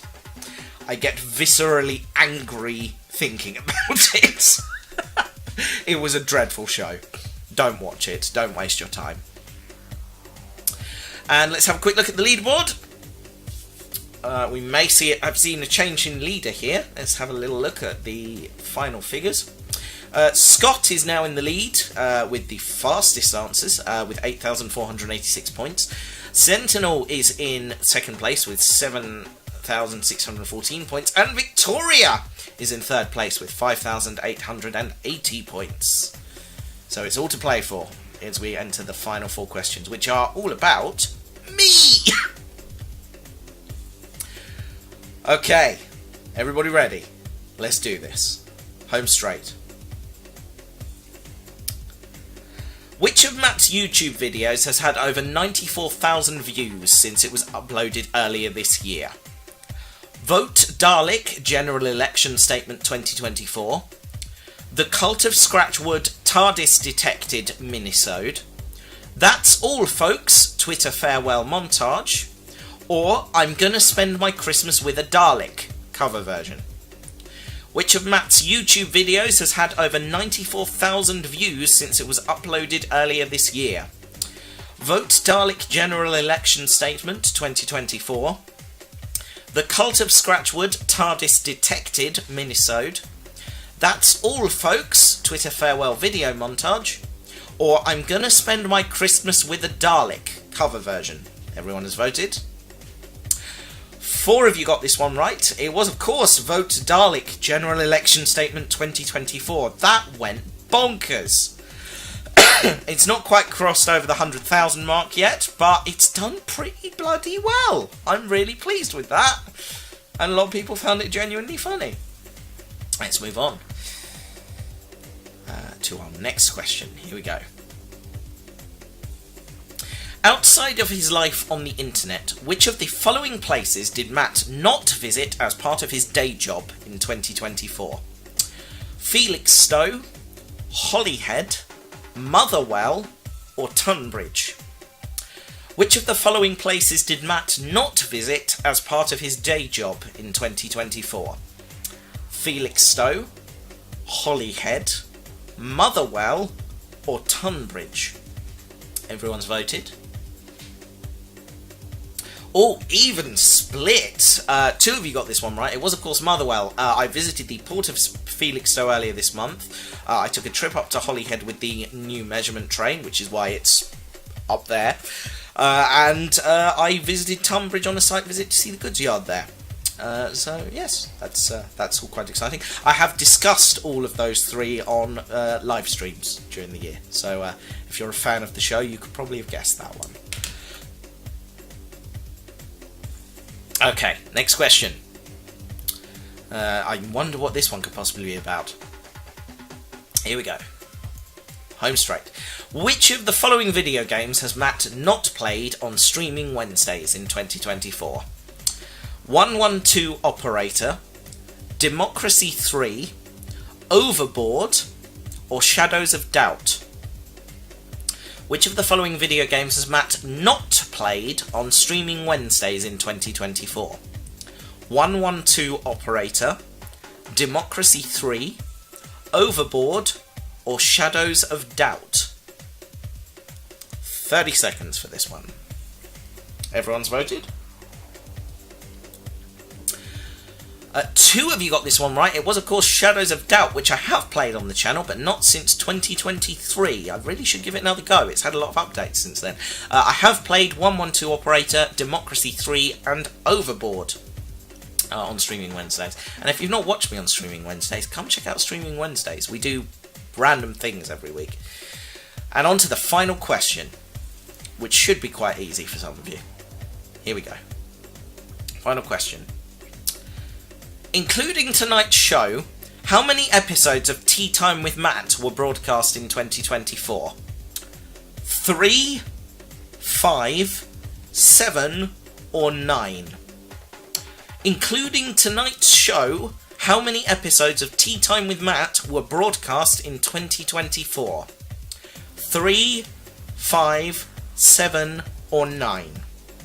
40 seconds. Here we go, everyone's voted. 3 of you got this one right. It was, of course, 5, and I just realised I should probably have looked up excuse me, which ones they were, so I could tell you.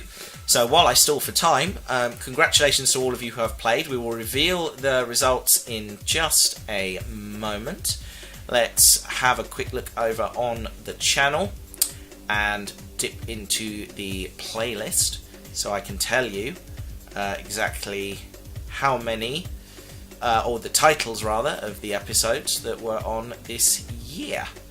So we have had, in order of appearance, Tea Time with Matt's New Year's Rockin' Day 2024, Tea Time with Matt's Election Special 2024, Tea Time with Matt's 15th Anniversary Special, Tea Time with Matt's Cozy Christmas Eve Special, and finally this show, which is Tea Time with Matt's New Year's Eve 2024. Gosh, I need to get out more. Right, let's toss up the final scores and find out who has won the quiz. Here we go. Let's see. So the final scores are as follows. Scott wins with 11,299 points. Congratulations, Scott. And in second place we have Victoria with 8,641 points. And in third place, Sentinel with 7,614 points. Congratulations, Scott!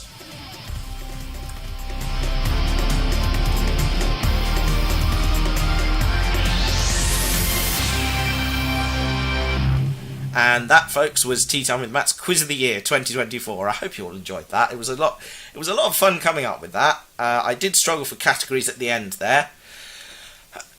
Excuse me. But yeah, I enjoyed that. I enjoyed putting that together immensely. It was a lot of fun. I hope you guys enjoyed playing. Right, let's dip into the chat room and see what you have all had to say about the wonderful quizness. Tina has just had balked internet, so doesn't know when we'll be back. Sorry, I'm sorry to hear that, Tina. That's rubbish. Hopefully you'll see this later. The Tide Scott says yes, congratulations. That's a hell of a win. Well done. There's been a baby pygmy hippo born at Edinburgh Zoo. They've called him or her Haggis. I love it. Mudeng is adorable. Oh, that Mudeng. Now I recognise it. Oh dear. 10 bob should have been the correct answer. As your wife, it's a tad embarrassing that I came second. Yeah, you really should have come first, especially in that last round. I'm going to question you later on what ones you got wrong. In my defence, I was really sick this year, so I wasn't keeping up to date with much, but apparently most of my knowledge was on Matt. Nice. Well done, Ace of Riddles. Congratulations. Right. Let's do another song before we move on. This was requested in the Discord. I can't remember who by, but I asked for some... Bloody hell. I asked for some song suggestions while I was putting together the playlist for this evening, and this is one someone mentioned. This is Daft Punk and Digital Love. Here we go.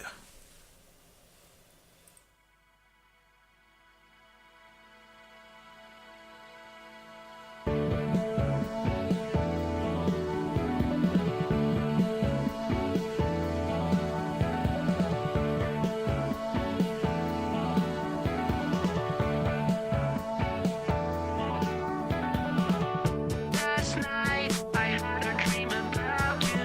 In this dream, I'm dancing right beside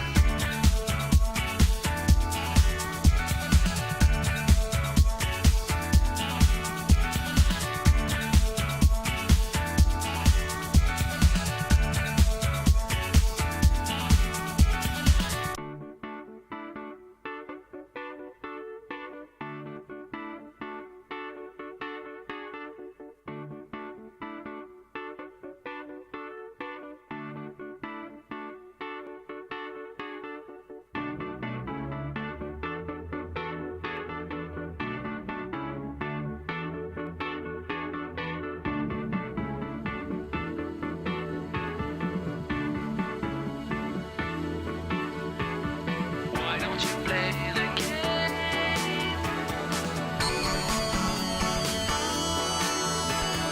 Why don't you play the game?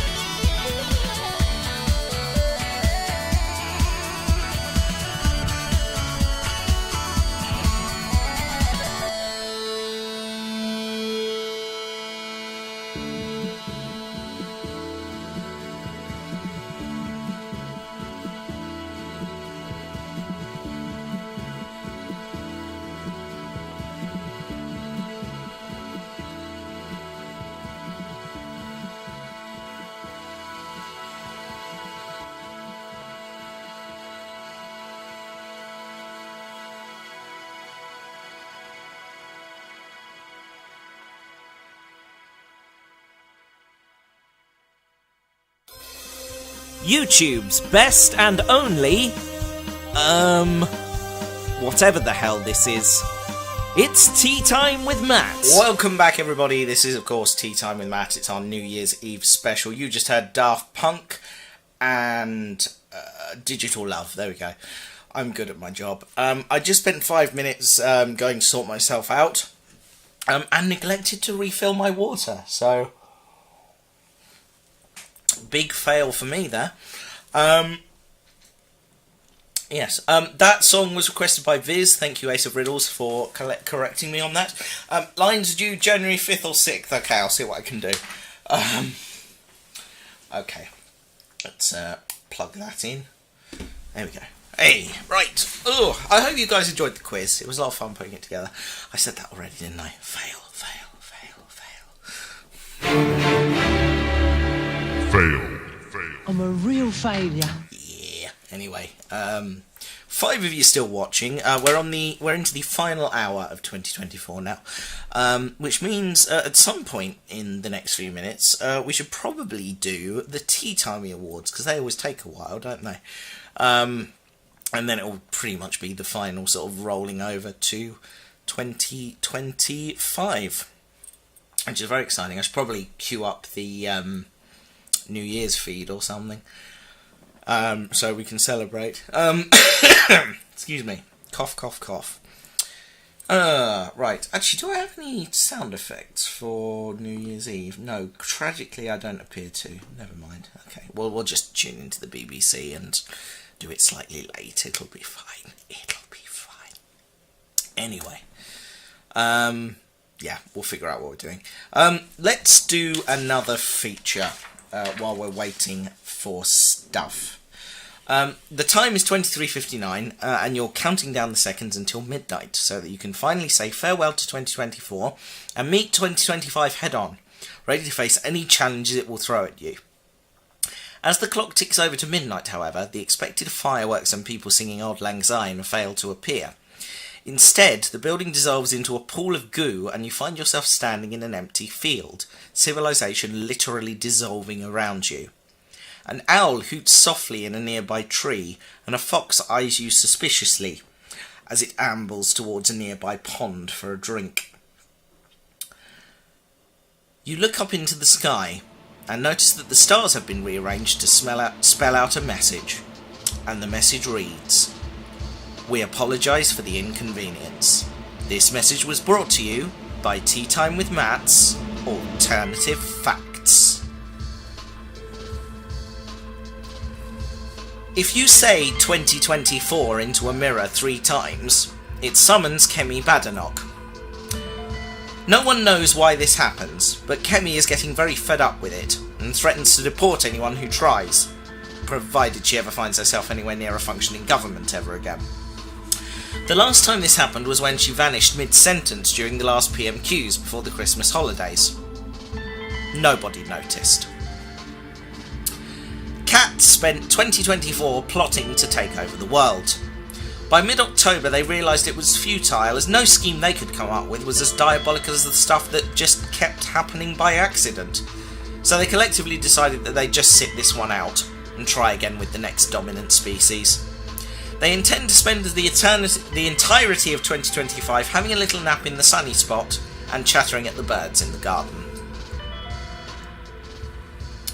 In June 2024, scientists working in a laboratory in the Nevada desert discovered that by putting the laboratory mice into the employee break room, rather than watching them solve increasingly difficult mazes, they started getting more stuff done.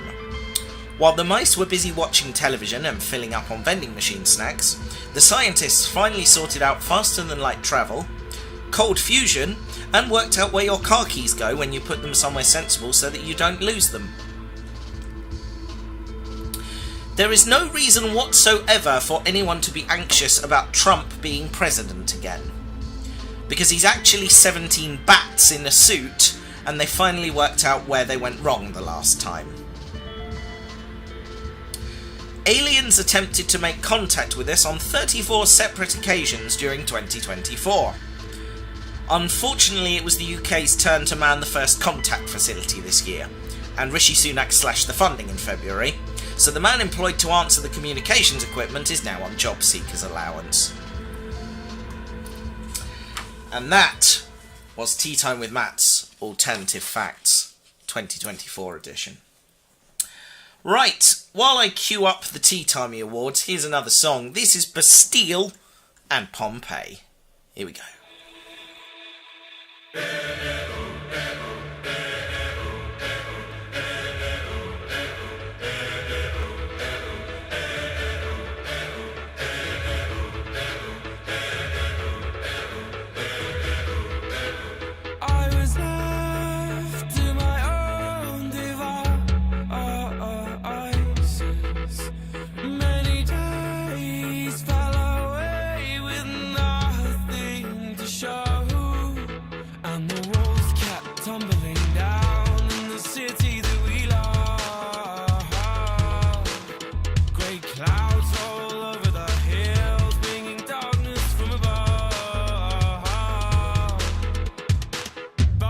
Close your eyes.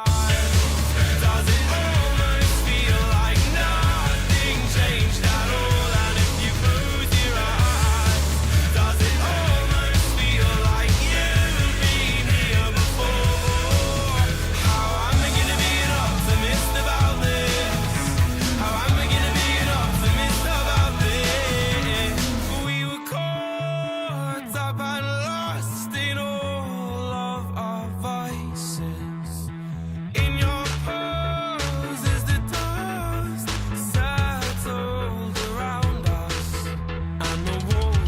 Tumbling down in the city that we love.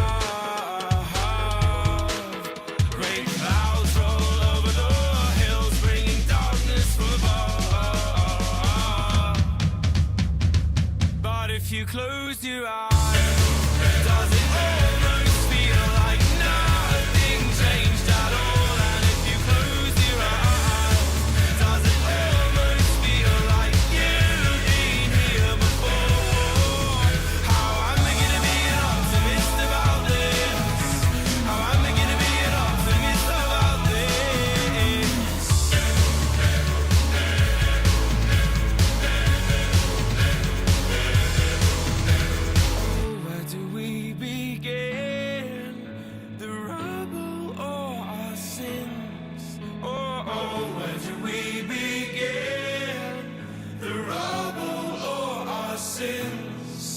And the walls kept tumbling down in the city that we love. Great clouds roll over the hills, bringing darkness from above. But if you close your eyes, does it almost feel like nothing changed at all? And if you close your eyes, does it almost feel like you've been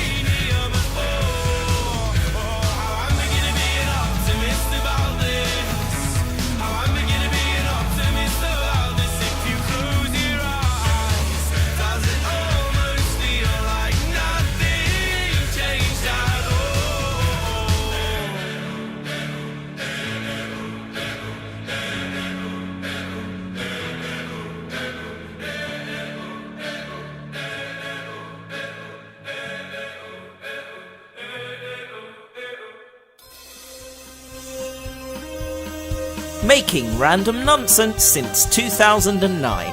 It's Tea Time with Matt. Welcome back, everybody. You are, of course, listening to Tea Time with Matt's New Year's Eve special 2024.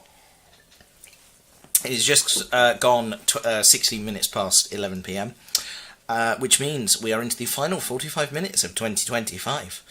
No, of 2024, not of 2025. Fail. That's going to happen a lot over the next few weeks. Dear, oh dear. I'll just have a swig of water. Because the next bit is a talky bit. Because it is time, once again, for everybody's favourite feature. It is, of course, the 2024 Teatime Awards.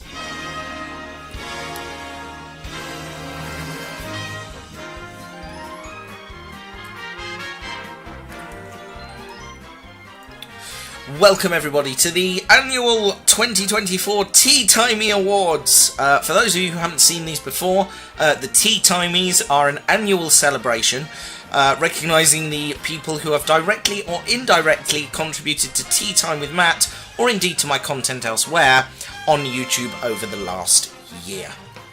It's a very exciting time, that's why I put the dicky bow on. I forgot to get the awards out the loft again for the second year in a row, so there will be no physical awards this year. And there also won't be any sound effects of anyone cheering, because they don't work for some reason. Yeah, no, not working. All you will get instead is one of these. Because reasons and stuff. And I've just realised there is a Big Ben sound effect in here. Let me just check if that works. It does. That's good to know. Alright, we will utilise that near to midnight. Right, quick swig of water before we move on. Right. Our first category is the Bronze Newspaper Award for Most Ridiculous News Story of the Year. This award recognises the news story that most clearly illustrated the stupidity, hypocrisy, and occasionally the joy of the modern world. This year's winner really stood out amongst all the contenders for being especially ridiculous. So I'm proud to announce that the winner of the Bronze Newspaper Award for Most Ridiculous News Story of the Year is...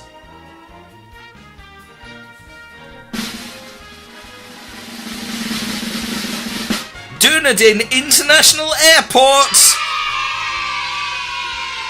This is the story from Tea Time with Matt's 15th anniversary special that an airport in New Zealand has limited hugging in its drop-off zone to a maximum of 3 minutes. With signs going up informing people sending off their loved ones that the new rule is max hug time 3 minutes, or it's hard to say goodbye so make it quick, 3 minutes max. Excuse me.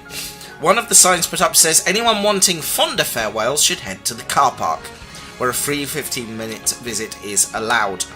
The airport's CEO claimed the airports were just trying to have a bit of fun with the announcement. Social media had mixed views on the new policy. Personally speaking, I'm all for a bit of efficiency at transport hubs, but also just let people hug for as long as they want, guys. Come on. Congratulations, Dunedin International Airport. Your award will be sent to you by first-class airmail, but please note that you may only pose for photographs with it for up to 3 minutes, at which time it will be removed from you and returned to Tea Time with Matt HQ to be stored in the vault for next year's awards. Congratulations, guys. Well deserved.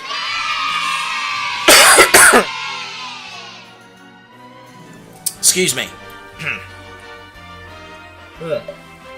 Sentinel and Metina have returned. Welcome back, guys. Glad you're back with us. And we move on to our next award, which is the Golden Cringe Award for Most Embarrassing Political Figure. This prestigious award recognises the political figure who most embarrassed their country over the course of the year. Once again, politicians were climbing over the perimeter fence at Tea Time Towers and beating one another with improvised weaponry for this award.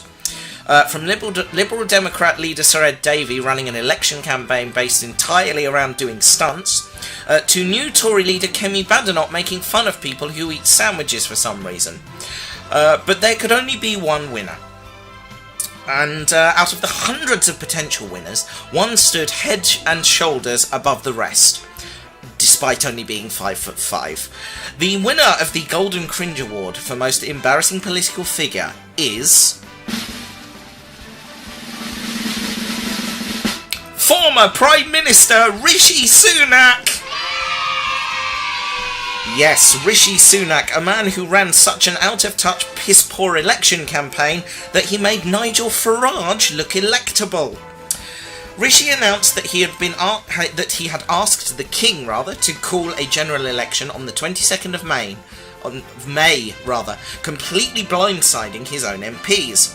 Rishi boldly decided to make the announcement outside number 10 Downing Street, while it was pissing it down with rain. Rather than in the shiny, expensive press briefing room in number 9 Downing Street that Boris Johnson had built in 2021. That room, incidentally, is currently undergoing refurbishment, so that's 2.6 million quid flushed down the drain. Anyway, Rishi fought his election campaign on a manifesto which proclaimed in big, bold letters, "Clear plan! Bold action! Secure future!" The manifesto lacked any clarity, had no planned actions that could be described as bold, and certainly didn't promise to do anything that would secure the country's future. Labour won the election with a landslide, so Rishi has been consigned to the back benches, where he has said he intends to stay for the next term of Parliament. Still, he and his wife literally have more money than the King, so at least he doesn't have to worry about any of the financial problems he's left the country with. Congratulations, Rishi! I don't think this has ever been said more accurately, but this award is well deserved.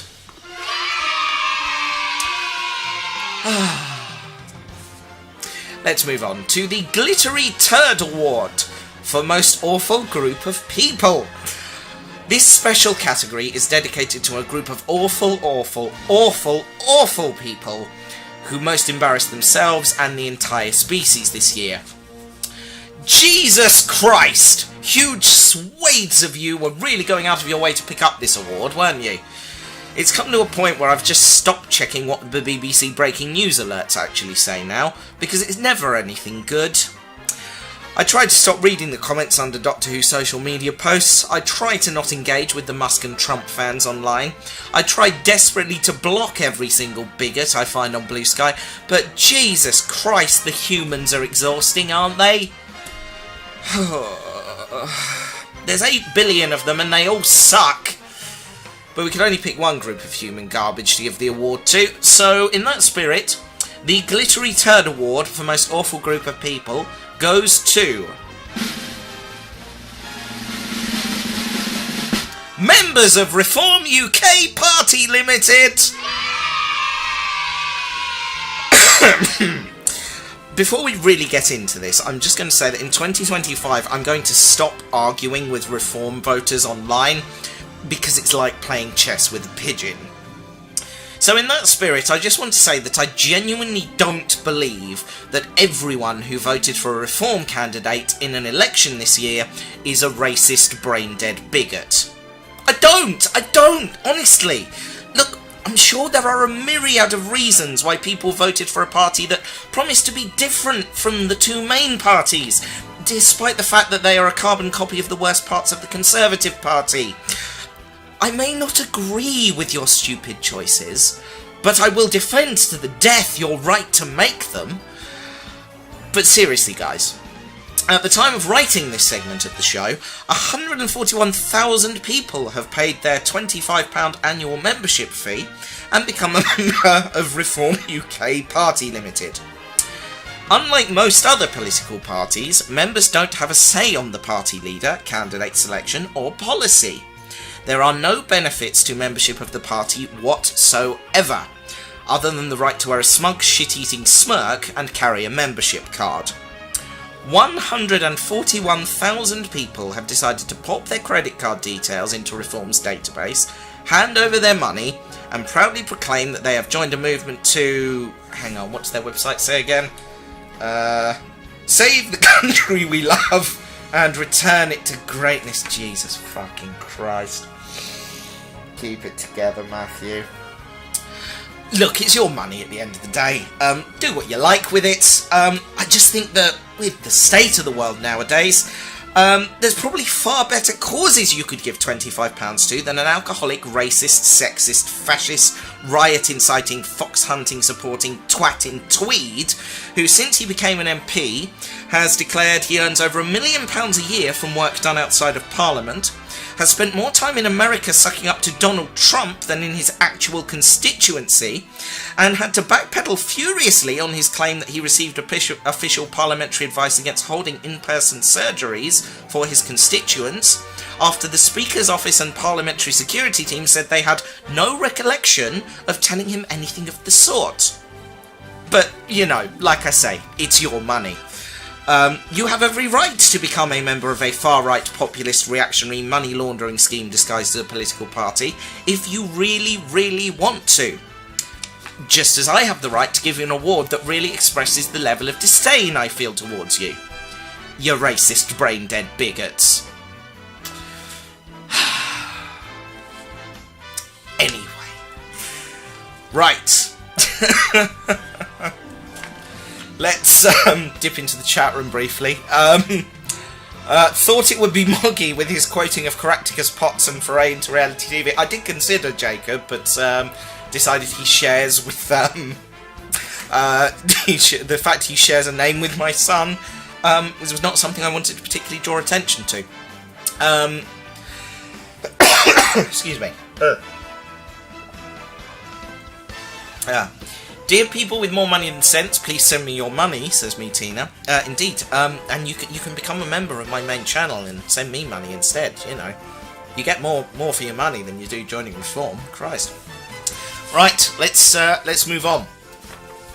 Our next category is the Golden Microphone Award for Best Co-Host. For a change, this award doesn't go to Bren Tenkage. Sorry, Bren. The winner of the Golden Microphone Award for Best Co-Host goes to... Victoria Alden-Farrow! Victoria very kindly sat in with me on the Christmas special, and she did a pretty good job of being my co-host, so it felt churlish not to give her an award, really. Congratulations, Victoria. Anything you would like to say? I would just watch the chat room for an answer to that question. Excuse me. Oh dear, this coffee is really taking it out of me. I'm going to get another Strepsil. Congratulations, Victoria, says the Tide Scott. Yes, indeed. Congratulations, Victoria, says Ace of Riddles. We're waiting to hear what Victoria herself has to say.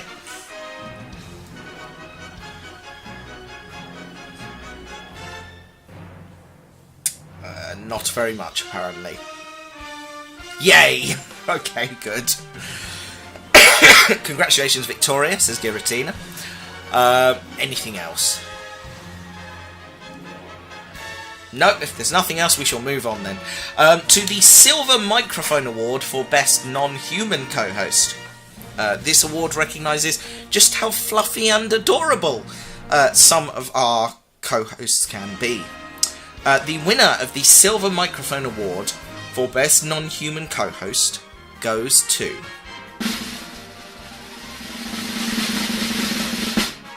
Rory! Rory spent a lot of time contributing to this Christmas special this year. And by contributing, I mean he kept coming downstairs to make sure Victoria and I don't forget to give him biscuits before we went to bed. Love you, Rory! Matt, bring on Derek real quick. He's over there. Sorry I missed it live. Congratulations. Congrats, Rory. Congrats, V. Right. I'm rapidly running out of liquid. Right. We move on to the Bronze Microphone Award for Best Remote Political Correspondent. A rather specific category this year. This one-off award recognises the contribution made by a very good friend of the show, who really helped to dig me out of a hole on election night by keeping me on task and keeping me up to date with the results as they came in during the final hours of the show. The Bronze Microphone Award for Best Remote Political Correspondent goes to Harvey in Peterborough! Harvey did a fantastic job of stepping up to be an impromptu co-host during the election special as I was flagging and struggling to keep up with the flood of results coming in via the BBC News feed. Harvey, you were an absolute legend, mate, for coming on, and you really helped to make sure those last few hours continued to be fast-paced and interesting, despite my fatigue and general incompetence. Genuinely, I really appreciated you getting involved, and I'd have you back on any future election shows in a heartbeat if you're interested.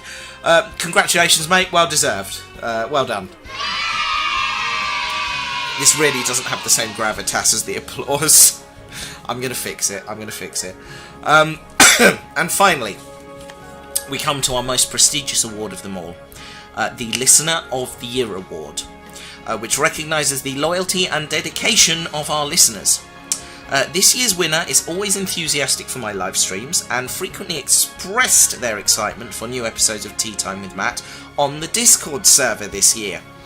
They always contribute to the chat, and over on my gaming channel, they were kind enough to help me stumble through my playthrough of the Testaments of Sherlock Holmes with some helpful hints to get me back on track. The winner of Listener of the Year is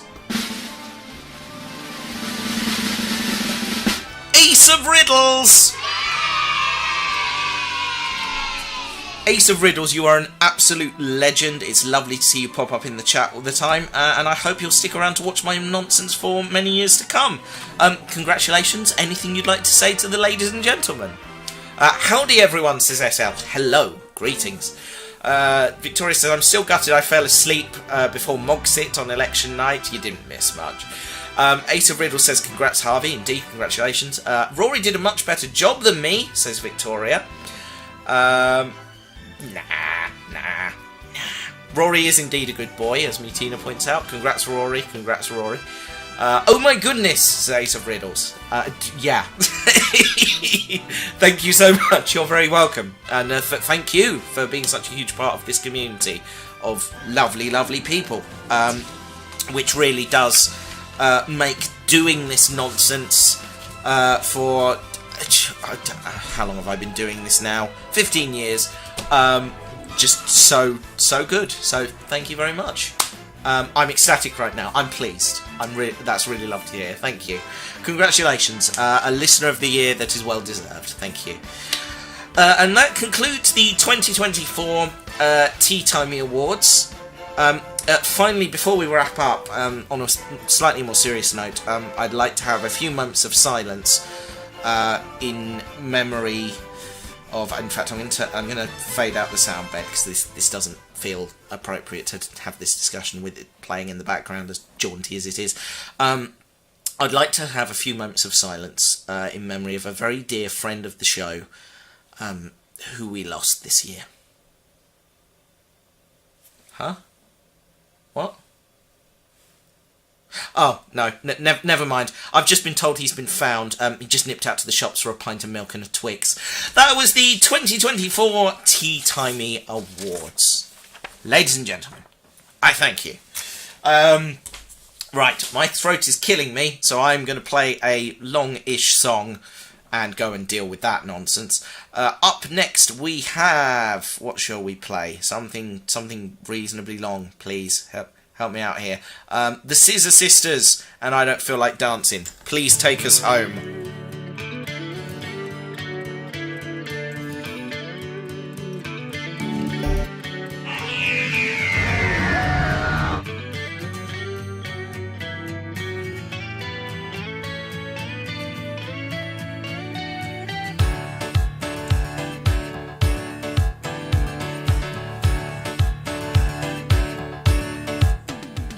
Apologies, I lent my headphones on the stream deck.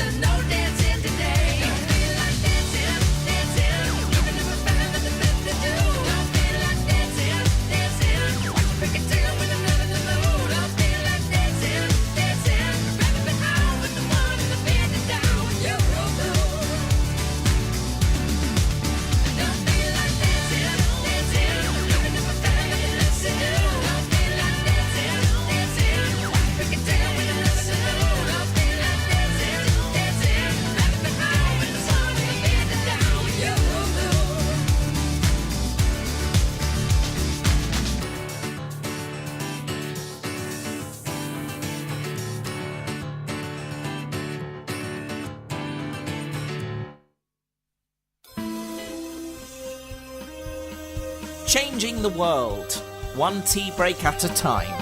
It's Tea Time with Matt. Welcome back, everybody. This is, of course, Tea Time with Matt, and you just heard the Scissor Sisters, and I don't feel like dancing. Unfortunately, that is all I have written. And there's still, 20 minutes of show to fill, so... just chat amongst yourselves, really. Excuse me. SL says, in honour of Monty, I'm making a cup of tea to welcome the new year in. An excellent proposal. Oh dear, excuse me. Sorry, I've got another Strepsil. I'm hoping this will sort out the coughing. I think I'm also going to just undo my top button because it's feeling quite restrictive. Ace of Riddles says, I just want to say thank you so much again. As I've said before, I've been rather sick this year, and I've been struggling a bit, but being here and watching your content has made it a lot better. I'm so pleased to hear you say that. Thank you. Also, if you ever play another Sherlock game on the gaming channel, I'm more than happy to help and be a helpful Watson if you need it. I'm a massive fan of detective games. Yeah, absolutely. More Sherlock will be coming. I want to play The Devil's Daughter, because that just looks ridiculous. And he's apparently a direct sequel to The Testament of Sherlock Holmes, despite having none of the original cast in it. So yeah, that looks like ridiculous, delightful fun. So yeah, definitely be doing that at some point, and I look forward to it. Yes. Stuff and things. Let's talk about the bedtime story, because once midnight rolls around, I think I'm going to do the... in fact, I might get it done before midnight, depending on how quickly we can get things in. If you want to submit words in the chat room that I can weave a story in out of, I haven't done many bedtime stories this year. But yeah, submit your words, and I will weave a fantastic tale to help you drift off to sleep once the final chimes of midnight have sounded, and we have entered the year 2025, and you can all toddle off to bed with your cups of tea, mugs of warm cocoa, or whatever it is you need. So yes, have a think about that. Scotland, done. Boom. It's in there.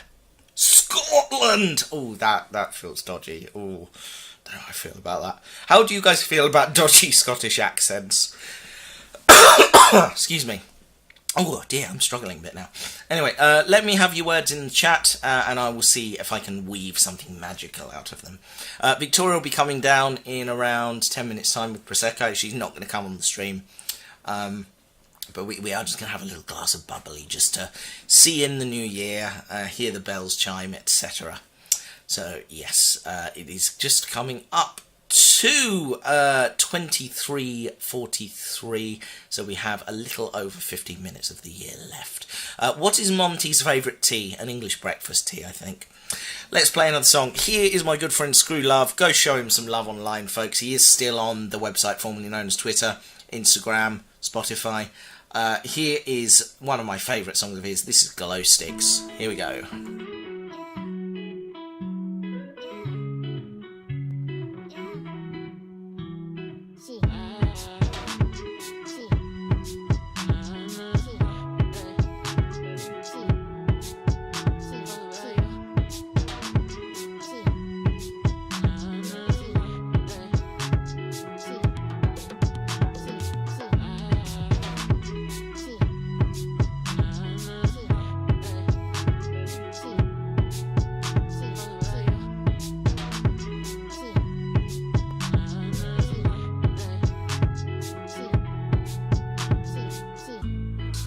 shake it and see it glow.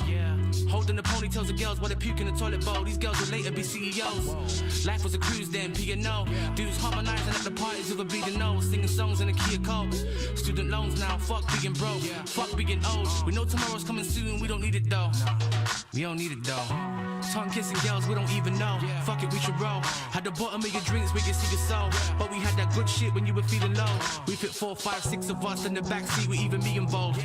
Drunk and half naked girls crying on my shoulder about guys that is cheated on with glow sticks, see them glow. Oh shit.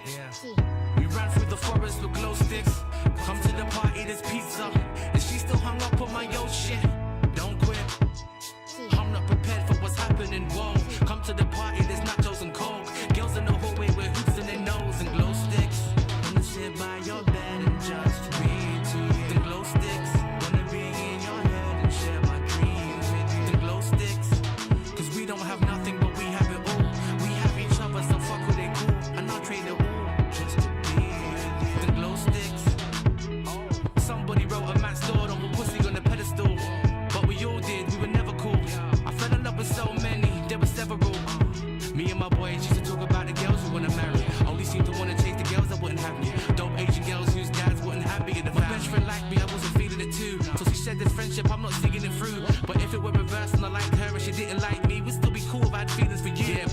how things are, and that's how life goes. And you can have lifelong friends if you high-five the right bros and hang with the right girls, but we don't know if last night was the last night with glow sticks. Oh shit. We ran through the forest with glow sticks. Come to the party, there's pizza, and she still hung up on my yo shit. Don't quit. I'm not prepared for what's happening, whoa. Come to the party, there's nachos and coke. Girls in the hallway with hoops in their nose and glow sticks. Wanna sit by your bed and just read to you. The glow sticks. Wanna be in your head and share my dreams with you. The glow sticks. Cause we don't have nothing but we have it all. We have each other, so fuck who they call. And I'll trade it all just to be with you. The glow sticks.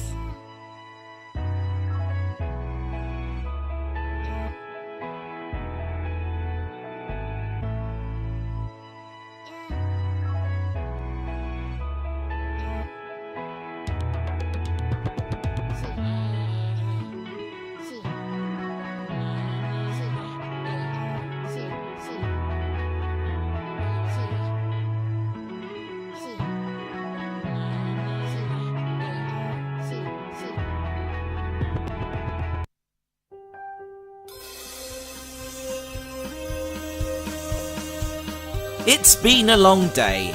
Put the kettle on.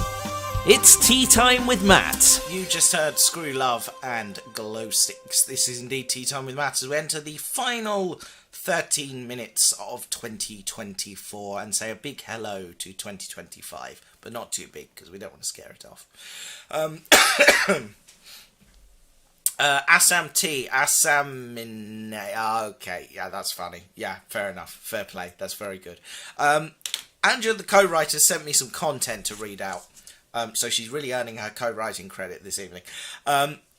Visitors to the UK's National Cybersecurity Centre's London HQ were surprised to be issued with a passcode for the building's internal doors of 1, 2, 3, 4.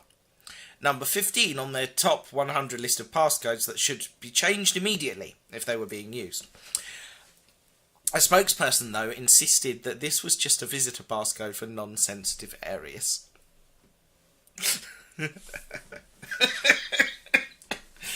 Oh, that is hilarious. That is genuinely quite funny. Right, we've got 3 words at the moment. Well, technically 4. We have Scotland, DeLorean, and Mudeng. What would we do if we didn't have 5 words? I don't know. But yeah, let's try and get 5. We need at least 2 more, ideally 3, because I want Modeng to be a bonus word, if anything. Excuse me. Anyway, so we're into the final few minutes of 2025. 2024, for goodness sake. Fail. I'm a real failure. Is it possible to overdose on Strepsils? Because I think that might be what's happening. Excuse me. Right, okay, so yeah, we've got 3 words at the moment. If we have more, that would be good. Yeah, so we'll do that. Victoria should be coming down with Prosecco shortly, so we'll open that in a mo. There is also a song request here that I'm going to play, because I realise I haven't done it yet. This is Lewis, or Viz, who has asked for Isolated System by Muse. So, yes, why not? Here we go.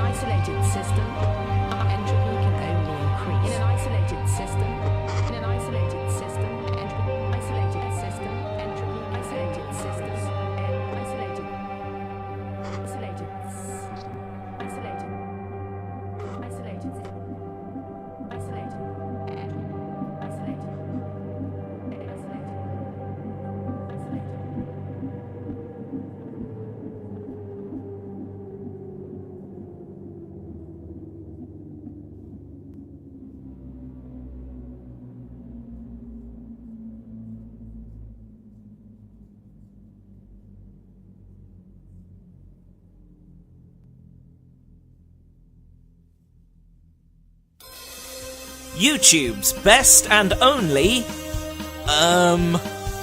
whatever the hell this is.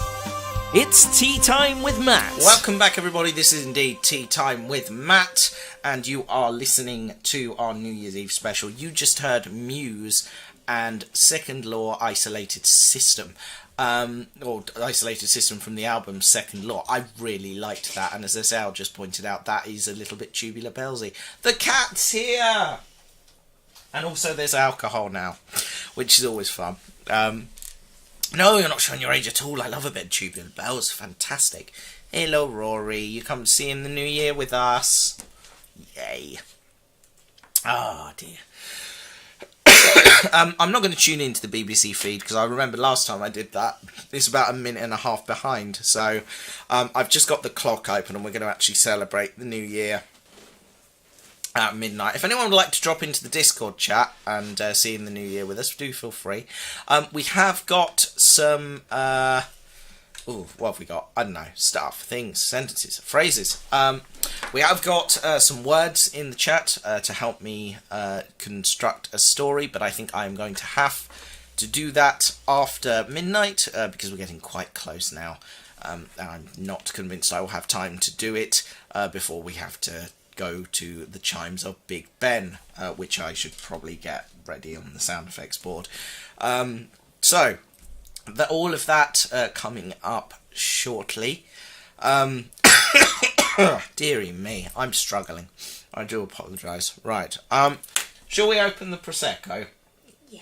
Yeah, Victoria's not coming on screen because she's got her gym jams on. It's okay. It's nothing salacious. She just doesn't want to be seen. That's all. I'm going to royally embarrass you no matter what. Do you realise that, right? Okay, let's crack the bubbly open. So, final thoughts on the year while we're doing this. Well, it wasn't a terrible year, like in the vein of 2020, but it wasn't a great one either. And when I said earlier that I'm genuinely anxious and frightened about 2025, that wasn't really hyperbole. It's kind of true. I am a little bit petrified of the concept. There's a lot to worry about, as I discussed during Common Sense Advice. But I think all we can do in the face of relentless negativity and just a relentless onslaught of people who want to make the world a worse place rather than a better one. It's cork, honey. Is to do good things for one another, and hopefully in this way we'll make the world a better place. So I will continue doing these live streams because I genuinely know that there are people who watch these who take a great deal of comfort and enjoyment from them. So I will continue doing them for as long as that is the case.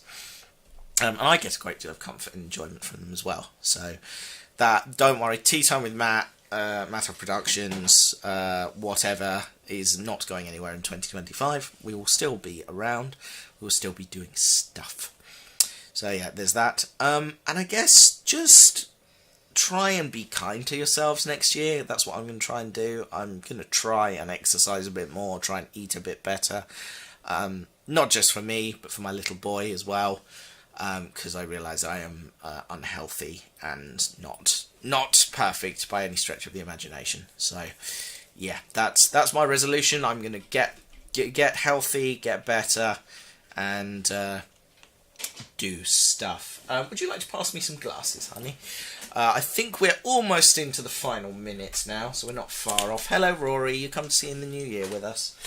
There we are. So yeah, that's my feelings on it. I'm not optimistic about 2025, but I will live in hope that it won't be as bad as I think. And I think the way of doing that is just to try and do little bits we can to make it a better place for everybody. And that's all I've got to say. Ty Scott says, final thoughts, a mixed bag for me and everyone else. Indeed, very much a mixed bag of a year.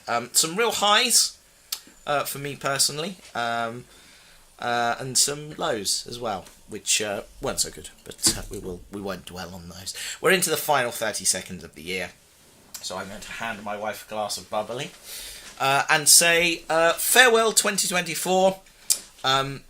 You were not as bad as 2020. That is about all we can say for you, I fear.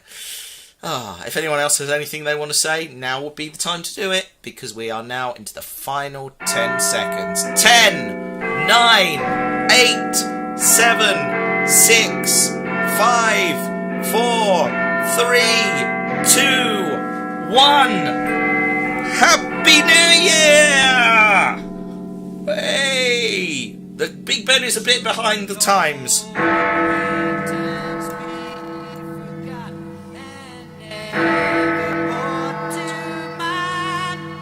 Should old acquaintance be forgot for the sake of old lang syne? For old lang syne, my dear, for old lang syne, we'll take a cup of yeah, for the I do not know the words to this.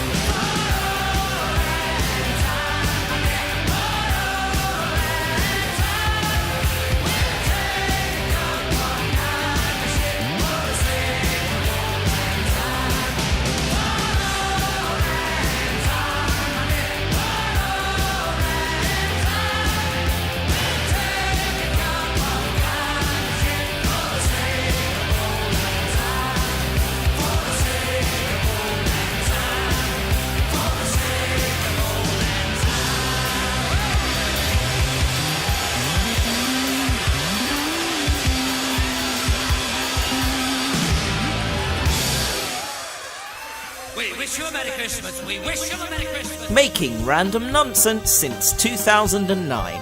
It's Tea Time with Matt. Indeed. Welcome back, everybody. It is indeed Tea Time with Matt. Due to adverse weather conditions, they had to play an older version of the fireworks for Edinburgh. Nice. Happy New Year, everybody. It's 2025. My goodness. Sorry about mucking up the bells there. That didn't work too well, did it? Never mind. We shall move on. Happy New Year. I hope everyone has a fantastic year in all seriousness. We're going to wrap up the show now with the bedtime story. So, this won't be my best, because I'm probably going to cough my way through it. Excuse me. It's better. Right. Bedtime story time. So, we have our words. We have Scotland. DeLorean, tripod, ladybird, Caribbean. And our bonus word this evening is moodeng. So get yourself snuggled down with your glass of Prosecco or cup of tea, mug of warm cocoa, cup of coffee. Who drinks coffee this time of night? People in America, I suppose. Excuse me. Yeah, get yourself snuggled down and prepare for a slightly coffee Tea Time with Matt's bedtime story. Here we go. It was December the 31st, 2025, and Matt, the handsome, good-looking and incredibly sensationally talented presenter of Tea Time with Matt, was in Scotland for the Hogmanay celebrations to see in the year 2026. He had done this in lieu of doing Tea Time with Matt because in the summer before, his Dalek series had really taken off and he now had pots of money because he had wisely invested in some AI nonsense and just had loads of money kicking around now. But the money hadn't changed him very much, apart from the fact that he no longer cared about doing Tea Time with Matt.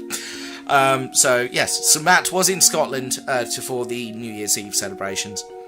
As the clock began to tick inexorably down towards midnight to see in the year 2026, a DeLorean unfolded from nowhere and smashed through the wall of Edinburgh Castle. Matt rolled his eyes and wandered over to the DeLorean, wrenched the door open, and dragged Tea Time out physically by his coat. What's this bit called on a coat? I don't know. By his coat. Let's just say that. By his waistcoat. There we are. Tea Time! He shouted. Quit destroying my things with your time machine! What do you mean, your things? Said Tea Time. I bought Edinburgh Castle with all the money I said I just had, said Matt. Ha! Said Tea Time. This explains a lot. I don't really like what you've done with the place. What do you mean? Matt snapped. Well, you've built a giant train set around the perimeter of the castle. Yeah, said Matt. Why are you here? What do you want? This is ridiculous. Well, said Tea Time, I have come to the future to warn you that the fabric of the entire universe and the space-time continuum is unravelling. Okay, said Matt, why is this happening? Have you ever heard of moodeng? Said Tea Time. Like that baby rhino from a couple of years ago? Pygmy hippopotamus, actually, said Tea Time. But yes, that one. Well, I have calculated that it was moodeng's popularity that through a series of unfortunate coincidences and events that resulted from her going viral on the internet, several things happened, including you becoming rich, by the way, that will unravel the very fabric of the space-time continuum and destroy the entire universe. The universe? Said Matt. But that's where I parked my car. Exactly, said Tea Time. So we need to travel back in time and stop moodeng from becoming insanely popular. And how do we do that? Said Matt with a sigh. I have calculated that the only way to unseat moodeng's popularity is to go back and film a very cute sea turtle. A sea turtle, said Matt. That's right, said Tea Time. We film a very cute sea turtle that has a ladybird on its head. And where are we going to find said sea turtle? Said Matt. In the Caribbean in June 2024, said Tea Time with a big smile. So what you're saying, said Matt, is you've gate-crashed my New Year's Eve party in Scotland in the year 2025, heading into 2026, to take me back in time to 2024, before all of the things happened, to go and chill in the Caribbean, and all I have to do while I'm there is film an adorable sea turtle with a ladybird on its head. Yep, said Tea Time. Sold! When do we leave? Said Matt. Immediately, said Tea Time. They both climbed into the time machine and disappeared in a cloud of logic. 18 months earlier, a DeLorean unfolded from the space-time continuum in the Caribbean. Matt and Teatime emerged from the DeLorean carrying a tripod, and spotted further down the beach a sea turtle, and balanced delicately on its head was a black cat. No, a ladybird. Matt unfolded the tripod, set up the camera and pressed record. "Now what?" he said. "Well," said Teatime, "right about now is when the earthquake happens." "What earthquake?" said Matt. "Oh yeah, I forgot to mention the earthquake," said Teatime. And a hole opened in the floor, swallowing Teatime and the DeLorean and Matt all together. The adorable sea turtle and ladybird were unharmed. What was the outcome of this little adventure? Nobody really knows. But for some reason Matt didn't get insanely rich and continued doing Teatime with Matt into 2025 and on into 2026. The end, I guess, because much like life, this story was confusing, made no sense, and didn't really go anywhere. The end.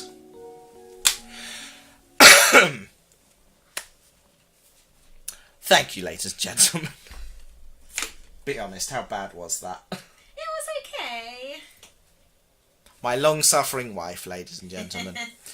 Oh dear, yeah. Not my favourite bedtime story, but it was kind of enjoyable, I guess. I liked the black cat. You liked the black cat part, the bit that happened accidentally. Mm-hmm. Ah, Improv right. is always best. Improv is always the best, indeed. Can confirm. Ah, a Harambe type situation. Once again, an amazing bedtime story. You're too kind. No, really, you're too kind. Oh dear. I'm about ready for bed. What about you? 100% ready for bed. Cool. Right, let's play the long jingle.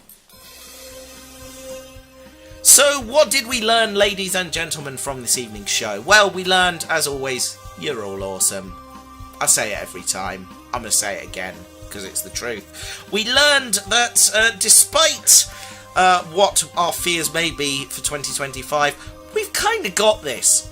Everyone knows that all we got to really do is just muddle through. And with a bit of luck, and if we're kind to each other, and if we, just try and do nice things, and generally plod along, and be kind to ourselves, we'll hopefully make it to New Year's Eve 2025, and be able to say, hey, you know what? That wasn't as bad as we all thought. Fair play. Fingers crossed. Teatime with Matt will return at some point this year, I expect. There is no streaming Wednesdays tomorrow because I have done far too much over Christmas and I need a bit of a rest. So streaming Wednesdays returns on Wednesday, the stalling for time so I can open the calendar. Wednesday the 8th of January at 8 PM, and it'll probably be a live from the works because I've got some toys to show off. I'm very excited about my new toys. Yeah. Anyway, so I hope you'll all join me for Live from the Works in a week's time. But in the meantime, Happy New Year. Have a fantastic week. Much love to all of you at home. I will see you again very, very soon indeed. Make good choices. Look after one another. And put some good into the world, guys. Because I think this year, we're really going to need it. Big time. Any final thoughts? No, I think you've summed it up pretty well. Cool! I'm good at my job! Thanks for coming, everybody. Sentinel says, awesome to be here for another new year. Thanks and take care. You are welcome. Happy New Year. See you all in the nest? Oh, in the next Tea Time with Matt. Right, sorry, yeah. That wraps it up. Bravo. Yeah, that's about it. Cool. Right. Be good to yourselves. Be good to each other. Love you guys. See you next time. Bye!